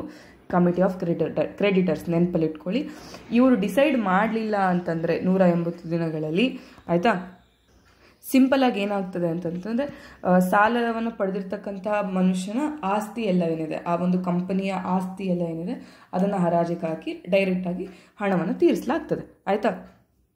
ಸರಿ, ಈ ಆಸ್ತಿನ ಹಣ ಏನು ಪೇ ಮಾಡಿ ಬಂದಿರತಕ್ಕಂಥ ಹಣವನ್ನು first insolvency resolution cost pay ಮಾಡುವಂಥದ್ದು. ಅಂದರೆ ಇನ್ಸಾಲ್ವೆನ್ಸಿ ಪ್ರೊಫೆಷನಲ್ಸಿಗೆ ಫಸ್ಟು ಹಣವನ್ನು ನೀಡಬೇಕು. ಅದಕ್ಕೋಸ್ಕರ ಅಲ್ವಾ ಹೇಳಿದ್ದು, ಡೆಟ್ಟರ್ಸು ಕಡಿಮೆ ಹಣವನ್ನು ಕೊಡ್ತಾ ಇದ್ದಾರೆ ಮತ್ತು ಜಾಸ್ತಿ ಸಮಯವನ್ನು ತೆಗೆದುಕೊಳ್ತಾ ಇದ್ದಾರೆ, ಮತ್ತು ಫಸ್ಟ್ ಪೇಮೆಂಟ್ ಆಗ್ತಿರೋದು ಯಾರಿಗೆ? ಇನ್ಸಾಲ್ವೆನ್ಸಿ ಪ್ರೊಫೆಷನಲ್ಸ್ಗೆ. ಆದ್ದರಿಂದ ಡೆಟ್ಟರ್ಸ್ ಮತ್ತು ಇನ್ಸಾಲ್ವೆನ್ಸಿ ಪ್ರೊಫೆಷನಲ್ಸು ರಿಚ್ ಆಗ್ತಾ ಇದ್ದಾರೆ, ಅವ್ರು ವೆಲ್ತಿ ಆಗ್ತಾ ಇದ್ದಾರೆ. ಆದರೆ ಹಣವನ್ನು ನೀಡಿರುವಂಥವ್ರಿಗೆ ಇದು ಕಷ್ಟ ಆಗ್ತಾ ಇದೆ. ಸೆಕೆಂಡ್ ನೋಡಿ, ಸೆಕ್ಯೂರ್ಡ್ ಕ್ರೆಡಿಟರ್ಸ್. ಸೆಕ್ಯೂರ್ಡ್ ಕ್ರೆಡಿಟರ್ಸ್ ಅಂತಂದರೆ ಯಾರು? ಅವರ ಲೋನ್ಗಳ ಕೊಲ್ಯಾಟ್ರಲ್ನಿಂದ ಕೊಟ್ಟಿದ್ದಾರೆ, ಕೊಲ್ಯಾಟ್ರಲ್ ಇರ್ತಕ್ಕಂಥವ್ರು ಅಂತಂದರೆ ಫಾರ್ ಎಕ್ಸಾಂಪಲ್ ಇವಾಗ ನಾನು ಸಾಲವನ್ನು ತಗೊಳ್ಬೇಕು, ಫಾರ್ ಎಕ್ಸಾಂಪಲ್ ನಿಮ್ಮಿಂದ ಅಂತ ತಿಳಿದುಕೊಳ್ಳೋಣ. ನಿಮಗೆ ನಾನು ಸಾಲವನ್ನು ತೆಗೆದುಕೊಳ್ಬೇಕಾದ್ರೆ ಏನು ಮಾಡ್ತೇನೆ? ನನ್ನ ಜಮೀನಿನ ಪೇಪರ್ಸನ್ನು ಕೊಟ್ಟು ನಿಮ್ಮಿಂದ ಹಣವನ್ನು ಪಡೆದಿರ್ತೇನೆ, ಸರಿ ಅಲ್ವಾ? ಸೊ ನನ್ನ ಜಮೀನಿನ ಪೇಪರ್ಸ್ ನಿಮ್ಮ ಹತ್ರ ಇದೆ ಅಲ್ವಾ? ಸೊ ಫಸ್ಟ್ ನಿಮ್ಮ ಅಮೌಂಟ್ ಸೆಟಲ್ ಆಗ್ತದೆ. ಓಕೆ, ದೆನ್ ಅಲ್ಲಿ ಆ ಒಂದು ಕಂಪನಿ ಇದ್ದರೆ ಅದರಲ್ಲಿ ಇರ್ತಕ್ಕಂಥ ವರ್ಕರ್ಸು, ಕೆಲಸಗಾರರು, ಅವ್ರಿಗೆಲ್ಲರೂ ಹಣ ಕೊಡೋದು. ಅದಾದ ನಂತರ ಅನ್ಸೆಕ್ಯೂರ್ಡ್ ಕ್ರೆಡಿಟರ್ಸ್, ಇವರಿಗೆಲ್ಲ ನೋಡಿ ಈ ಒಂದು ಆರ್ಡರ್ ಆಫ್ ಪೇಮೆಂಟ್ ಇದೆಲ್ಲ ಅದನ್ನು ಸಹ ಪ್ರಿಲಿಮ್ಸಲ್ಲಿ ಕೇಳಬಹುದು. ಸೊ ಇದರಲ್ಲಿರ್ತಕ್ಕಂಥ ಎಲ್ಲ ಫ್ಯಾಕ್ಟ್ಸು ಪ್ರಿಲಿಮ್ಸ್ಗೆ ಪ್ರೊಬೇಬಲ್ ಆಗಿರ್ತಕ್ಕಂಥ ಕ್ವೆಶನ್ಗಳೇ. ಆದ್ದರಿಂದ ಇವುಗಳನ್ನು ದಯವಿಟ್ಟು ನೀವು ನೀಟಾಗಿ ನೋಡ್ಕೊಳ್ಬೇಕು. ಓಕೆನಾ? ನೆಕ್ಸ್ಟ್ ನೋಡೋಣ, ಈಸ್ಟರ್ನ್ ಘಾಟ್ಸಿನ ಕುರಿತಾಗಿರ್ತಕ್ಕಂಥ ಒಂದು ಚಿಕ್ಕ ಟಾಪಿಕ್ ಇದೆ. Eastern Ghats nature interpretation centre, ಇದು ವಿಶಾಖಪಟ್ಟಣದಲ್ಲಿ, ಆಯಿತಾ? ವಿಶಾಖಪಟ್ಟಣಂನಲ್ಲಿ ಇದನ್ನು ನಾವು ಎಸ್ಟಾಬ್ಲಿಷ್ ಮಾಡಿದ್ದಾರೆ. ಯಾರು ಮಾಡಿರೋದು ಅಂತಂತಂದರೆ ಆಂಧ್ರ ಪ್ರದೇಶದ ಸರ್ಕಾರ, ಆಯಿತಾ? ಆಂಧ್ರ ಪ್ರದೇಶದ ಸರ್ಕಾರ ವಿಶಾಖಪಟ್ಟಣದಲ್ಲಿ ಈಸ್ಟರ್ನ್ ಘಾಟ್ಸ್ ನೇಚರ್ ಇಂಟರ್ಪ್ರಿಟೇಷನ್ ಸೆಂಟರನ್ನು ಸ್ಥಾಪಿಸಿದೆ, ಆಯಿತಾ? ನೋಡಿ ಯಾಕೆ ಅಂತಂತಂದರೆ ಈ ಈಸ್ಟರ್ನ್ ಘಾಟ್ಸಿನ ಬಯೋಡೈವರ್ಸಿಟಿಯನ್ನು ಅಧ್ಯಯನ ಮಾಡಲಿಕ್ಕೆ, ಆಯಿತಾ? ಈ ಒಂದು ಕೇಂದ್ರ ಎಲ್ಲಿ ಸ್ಥಾಪಿತವಾಗಿದೆ ಅಂತಂದರೆ ಕಂಬಲಕೊಂಡ ವೈಲ್ಡ್ ಲೈಫ್ ಸ್ಯಾಂಚುರಿಯಲ್ಲಿ, ಆಯಿತಾ? ಕಂಬಲಕೊಂಡ wild life ಸ್ಯಾಂಚುರಿಯನ್ನು ನೆನಪಲ್ಲಿಟ್ಕೊಳ್ಳಿ.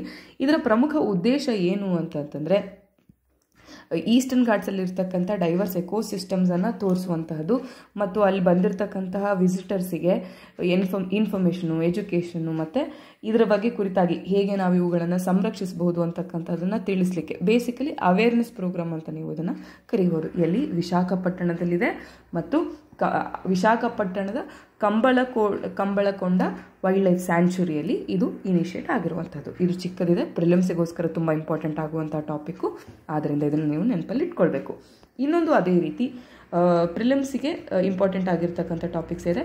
Current events of national ಇಂಪಾರ್ಟೆನ್ಸಲ್ಲಿ ಬರುವಂಥದ್ದು, ಕರೆಂಟ್ ಇವೆಂಟ್ಸ್ ಆಫ್ ನ್ಯಾಷನಲ್ ಇಂಪಾರ್ಟೆನ್ಸಲ್ಲಿ ಬರುವಂಥದ್ದು.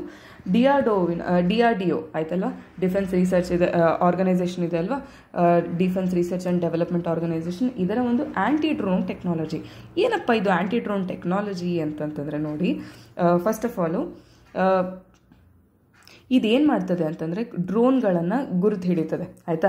ಒಂದು ಕಡೆಯಿಂದ ಈ ಡೈರೆಕ್ಷನಿಂದ ಒಂದು ಡ್ರೋನ್ ಬರ್ತಾ ಇದೆ, ಈ ಡ್ರೋನ್ ಎಷ್ಟು ದೊಡ್ಡದಾಗಿದೆ ಅಥವಾ ಎಷ್ಟು ಚಿಕ್ಕದಾಗಿದೆ, ಅದರಲ್ಲಿ ಏನೇನು ಅಪಘಾತಕಾರಿಯಾಗಿರ್ತಕ್ಕಂಥ ಅಂಶಗಳಿವೆ ಅಂತಕ್ಕಂಥದ್ದನ್ನು ಡಿಟೆಕ್ಟ್ ಮಾಡಿ, ಐಡೆಂಟಿಫೈ ಮಾಡಿ, ಅದನ್ನು ಧ್ವಂಸಗೊಳಿಸುವಂತಹ, ಅದನ್ನು ಇಲ್ಲವಾಗಿಸುವಂತಹ ಕಾರ್ಯ ಮಾಡುವಂತಹ ಒಂದು ಟೆಕ್ನಾಲಜಿ ಏನಿದೆ ಇದು ಆ್ಯಂಟಿ ಡ್ರೋನ್ ಟೆಕ್ನಾಲಜಿ, ಆಯಿತಾ? ಸೊ ಇದು ಏನಕ್ಕೆ ಬಳಕೆ ಆಗ್ತದೆ ಅಂತಂದರೆ ತುಂಬ ಅನೇಕ ರೀತಿಯಾಗಿರ್ತಕ್ಕಂಥ ಡ್ರೋನ್ಗಳಿಗೆ, ಆಯಿತಾ? ಮೈಕ್ರೋ ಡ್ರೋನ್ ಆಗಿರಬಹುದು ಮತ್ತು ವಿಧವಾಗಿರ್ತಕ್ಕಂಥ ಮೀಡಿಯಮ್ ಸೈಜ್ ಡ್ರೋನ್ ಆಗಿರ್ಬೋದು, ದೊಡ್ಡದಾಗಿರ್ತಕ್ಕಂಥ ಡ್ರೋನ್ ಆಗಿರ್ಬೋದು, ಅವುಗಳನ್ನು ಈ ಲ್ಯಾಂಡ್ ಬಾರ್ಡರ್ಗಳಲ್ಲಿ, ಆಯಿತಾ, ನಮ್ಮ ಗಡಿ ಪ್ರದೇಶಗಳಲ್ಲಿ ಅವುಗಳನ್ನು ಗುರುತಿಸಿ ಅವುಗಳನ್ನು ಧ್ವಂಸ ಮಾಡಲಿಕ್ಕೆ. ಯಾಕಂತಂದರೆ ರೀಸೆಂಟಾಗಿ ಏನಾಯಿತು, ಜಮ್ಮು ಮತ್ತು ಕಾಶ್ಮೀರದಲ್ಲಿ ಟೆರರಿಸ್ಟ್ ಅಟ್ಯಾಕು ಅಥವಾ ಪಾಕಿಸ್ತಾನದಿಂದ ಏನಾಗಿದೆ ಅಂತಂದರೆ ಡ್ರೋನ್ಗಳಿಂದ ಅಟ್ಯಾಕನ್ನು ಮಾಡಿದರು. ಸೊ ಅದಕ್ಕೋಸ್ಕರ DRDO ಆ್ಯಂಟಿ ಡ್ರೋನ್ ಟೆಕ್ನಾಲಜಿಯನ್ನು ಇಂಟ್ರೊಡ್ಯೂಸ್ ಮಾಡಿರುವಂತಹದ್ದು, ಆಯಿತಾ? ಸೊ ಇದರಲ್ಲಿ ನೋಡಿ D4 ಸಿಸ್ಟಮ್ ಅಂತ ಇದೆ, ಆಯಿತಾ? D4 system. ಸೊ ಈ D4 ಸಿಸ್ಟಮ್ ಏನು ಮಾಡ್ತದೆ ಅಂತಂತಂದರೆ ಫಸ್ಟ್ ಆಫ್ ಆಲ್ ಅದನ್ನು ಒಂದು ಮೈಕ್ರೋ ಡ್ರೋನನ್ನು ಅಥವಾ ಯಾವುದಾದ್ರೂ ಒಂದು ಡ್ರೋನ್ ಇರಲಿ ಅದನ್ನು ಇನ್ಸ್ಟೆಂಟ್ಲಿ ಇಮ್ಮಿಡಿಯೇಟ್ಲಿ ಅದನ್ನು ಡಿಟೆಕ್ಟ್ ಮಾಡುತ್ತೆ ಮತ್ತು ಅದನ್ನು ಜಾಮ್ ಮಾಡುತ್ತೆ, ಆಯಿತಾ? ಮತ್ತು ಲೇಸರ್ ಬೇಸ್ಡ್ ಕಿಲ್ ಮೆಕ್ಯಾನಿಸಮನ್ನು ಯೂಸ್ ಮಾಡಿಕೊಂಡು ಅದನ್ನು ಏನು ಸಾಯಿಸ್ತದೆ, ಓಕೆನಾ? ಅಂದರೆ ಅದನ್ನು ನಶಿಸ್ತದೆ. ಸೊ ಹೇಗೆ ಇದು ಡ್ರೋನ್ಗಳನ್ನು ಐಡೆಂಟಿಫೈ ಮಾಡುತ್ತೆ ಅಂತಂದರೆ ನೋಡಿ, ಈಗ ಫಾರ್ ಎಕ್ಸಾಂಪಲ್ ಇಲ್ಲಿ ಒಂದು ಗುಡ್ಡ ಪ್ರದೇಶ ಇದೆ, ಇಲ್ಲಿ ಒಬ್ಬ ಮನುಷ್ಯ ಇದ್ದಾನೆ, ಅವನ ಕೈಯಲ್ಲಿ ರಿಮೋಟ್ ಇದೆ, ಇಲ್ಲಿ ಡ್ರೋನ್ ಹಾರ್ತಾ ಇದೆ, ಸರಿನಾ? ಈ ಡ್ರೋನ್ ಹಾರಬೇಕು ಅಂತಂದರೆ ಇದಕ್ಕೆ ಮತ್ತು ಈ ಒಂದು ರಿಮೋಟಿಗೆ ಒಂದು ನಿರ್ದಿಷ್ಟವಾಗಿರ್ತಕ್ಕಂಥ ಫ್ರೀಕ್ವೆನ್ಸಿಯಲ್ಲಿ ಇದು ಆಪರೇಟ್ ಆಗುವಂಥದ್ದು, ಆಯ್ತಲ್ವಾ? ಸೊ ಈ ಆ್ಯಂಟಿ ಡ್ರೋನ್ ಟೆಕ್ನಾಲಜಿ ಏನಿದೆ ಫಸ್ಟು ಈ ಫ್ರೀಕ್ವೆನ್ಸಿ ಏನಿದೆ ಇದನ್ನು ಡಿಟೆಕ್ಟ್ ಮಾಡುತ್ತೆ, ಸರಿನಾ?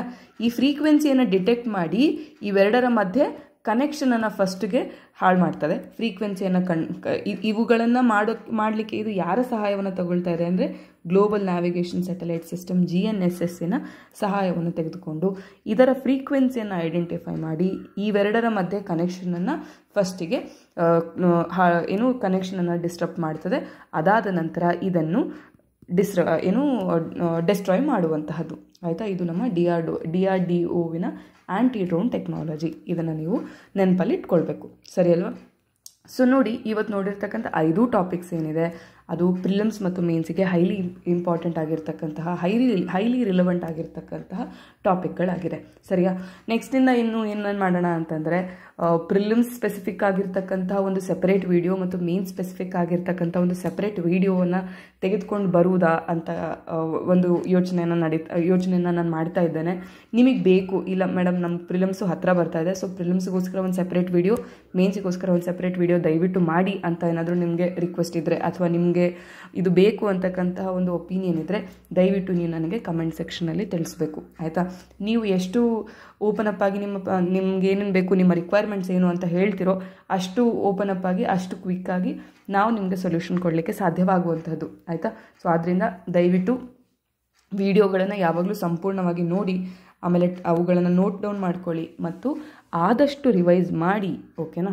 ಆದಷ್ಟು ರಿವೈಸ್ ಮಾಡಿ ಮತ್ತು ಎಷ್ಟಾಗ್ತದೆ ಅಷ್ಟು ಕ್ವೆಶನ್ಸ್ಗಳನ್ನು PYQಗಳನ್ನು ಸಾಲ್ವ್ ಮಾಡಿ. PYQಗಳಿಂದನೇ ನಮಗೆ ಕ್ವೆಶನ್ಸು ಕರೆಂಟ್ ಅಫೇರ್ಸ್ನಿಂದ ಹೇಗೆ ಬರ್ತದೆ, ಯಾವ ರೀತಿಯಾಗಿ ಕೇಳ್ಬೋದು ಅಂತಕ್ಕಂಥ ಒಂದು ಐಡಿಯಾ ಸಿಗುವಂತಹದ್ದು. ಆದ್ದರಿಂದ ಆದಷ್ಟು ನೀವು PYQಗಳನ್ನು ಬೇಸಿಸಲ್ಲಿ ಇಟ್ಕೊಂಡು ಎಲ್ಲೆಲ್ಲೂ ಏನೇನು ಟಾಪಿಕ್ಸ್ಗಳಿದೆ ಕರೆಂಟ್ ಅಫೇರ್ಸಲ್ಲಿ ಅವುಗಳ ಫ್ಯಾಕ್ಟ್ಸ್ ಮತ್ತು ಅವುಗಳ ರಿಲೇಟೆಡ್ ಸ್ಟ್ಯಾಟಿಕ್ ಪಾರ್ಟನ್ನು ಎಲ್ಲವನ್ನು ನೀವು ನೋಡಬೇಕು, ಆಯಿತಾ? ಮತ್ತು ಪ್ರಾಕ್ಟೀಸ್ ಮಾಡಬೇಕು. ಮತ್ತು ಏನೇ ಸಜೆಷನ್ಸ್ ಇರಲಿ ನಮ್ಮ ಕಮೆಂಟ್ ಸೆಕ್ಷನಲ್ಲಿ ತಿಳಿಸ್ಕೊಡಿ, ಆದಷ್ಟು ಅದನ್ನು ಇಂಪ್ಲಿಮೆಂಟ್ ಮಾಡಲಿಕ್ಕೆ ನಾವು ಟ್ರೈ ಮಾಡ್ತೇವೆ, ಆಯಿತಾ? ಮತ್ತು ನಿಮ್ಮ ಒಪಿನಿಯನ್ನು ಸಹ ನಮಗೆ ಮ್ಯಾಟರ್ ಆಗ್ತದೆ, ಹೇಗೆ ಕ್ಲಾಸ್ಗಳು ಯೂಸ್ ಆಗ್ತಾ ಇದೆಯಾ ಇಲ್ಲ ಅಂತಕ್ಕಂಥದ್ದು. ನೋಡಿ, ಕೆಲವೊಬ್ರು ಹೇಳ್ತಾರೆ ಮ್ಯಾಮ್ 5 ಟಾಪಿಕ್ಸಾ, ಮೇಡಮ್ ಇಷ್ಟೇ ಟಾಪಿಕ್ಸಾ? ಹೌದು, ಯಾಕೆ ಅಂದರೆ quality over quantity is always important, ಆಯಿತಾ? ನೀವು ಪ್ರಿಲಿಮ್ಸಲ್ಲಿ ಅಟ್ಮೋಸ್ಟ್ ಮಾರ್ಕ್ಸ್ ತೆಗೆದುಕೊಳ್ಳೋದು ಅವಶ್ಯಕತೆ ಇಲ್ಲ. ನಾವು ಕಟ್ ಆಫ್ಗಿಂತ ಸೇಫ್ ಝೋನಲ್ಲಿ ಇರುವಂಥ ಒಂದು ಟಾರ್ಗೆಟನ್ನು ನಾವು ಇಟ್ಕೊಳ್ಬೇಕು. ಸೊ ಎಲ್ಲವನ್ನೂ ಓದೋದಕ್ಕಿಂತ ಹೆಚ್ಚು ಪ್ರಿಲಿಮ್ಸಿಗೆ ಯಾವುದು ಇಂಪಾರ್ಟೆಂಟ್ ಆಗಬಹುದು ಅಂತಕ್ಕಂಥ ಒಂದು ಕ್ಯಾಲ್ಕ್ಯುಲೇಟೆಡ್ ಸ್ಮಾರ್ಟ್ ಗೆಸ್ಸನ್ನು ಮಾಡಿಕೊಂಡು ನಾವು ಓದಿದರೆ ನಮಗೆ ಬೆನಿಫಿಟ್ಸ್ ಜಾಸ್ತಿ ಅಂತ ನಾವು ಹೇಳ್ಬೋದು ಅಲ್ವಾ? ಬೆನಿಫಿಟ್ಟು ಜಾಸ್ತಿ ಸಿಗಬಹುದು. ಸೊ ಆದ್ದರಿಂದ ಎಷ್ಟೇ ಟಾಪಿಕ್ಸ್ ಆಗಲಿ ಇನ್ನೂ ಹೆಚ್ಚೆಚ್ಚು ಟಾಪಿಕ್ಸ್ಗಳನ್ನ ಕವರ್ ಮಾಡಲಿಕ್ಕೆ ನಾವು ಟ್ರೈ ಮಾಡ್ತೇವೆ. ನಿಮಗೆ ಪ್ರಿಲಿಮ್ಸ್ ಮತ್ತು ಮೇನ್ಸಿಗೆ ಸಪ್ರೇಟ್ ವೀಡಿಯೋಸ್ ಬೇಕು ಅಂತಂದರೆ ನೀವು ನನಗೆ ಕಮೆಂಟ್ ಸೆಕ್ಷನಲ್ಲಿ ತಿಳಿಸಬಹುದು, ಆಯಿತಾ? ಸರಿ, ಸೊ ನೆಕ್ಸ್ಟ್ ವೀಕ್ ಮತ್ತೆ ನಾವು ಭೇಟಿಯಾಗೋಣ. ಅಲ್ಲಿವರೆಗೂ ನೀವು ಚೆನ್ನಾಗಿ ಓದ್ಕೊಳ್ಳಿ, ಎಕ್ಸಾಮ್ಗಳ ಹತ್ತಿರ ಇದೆ.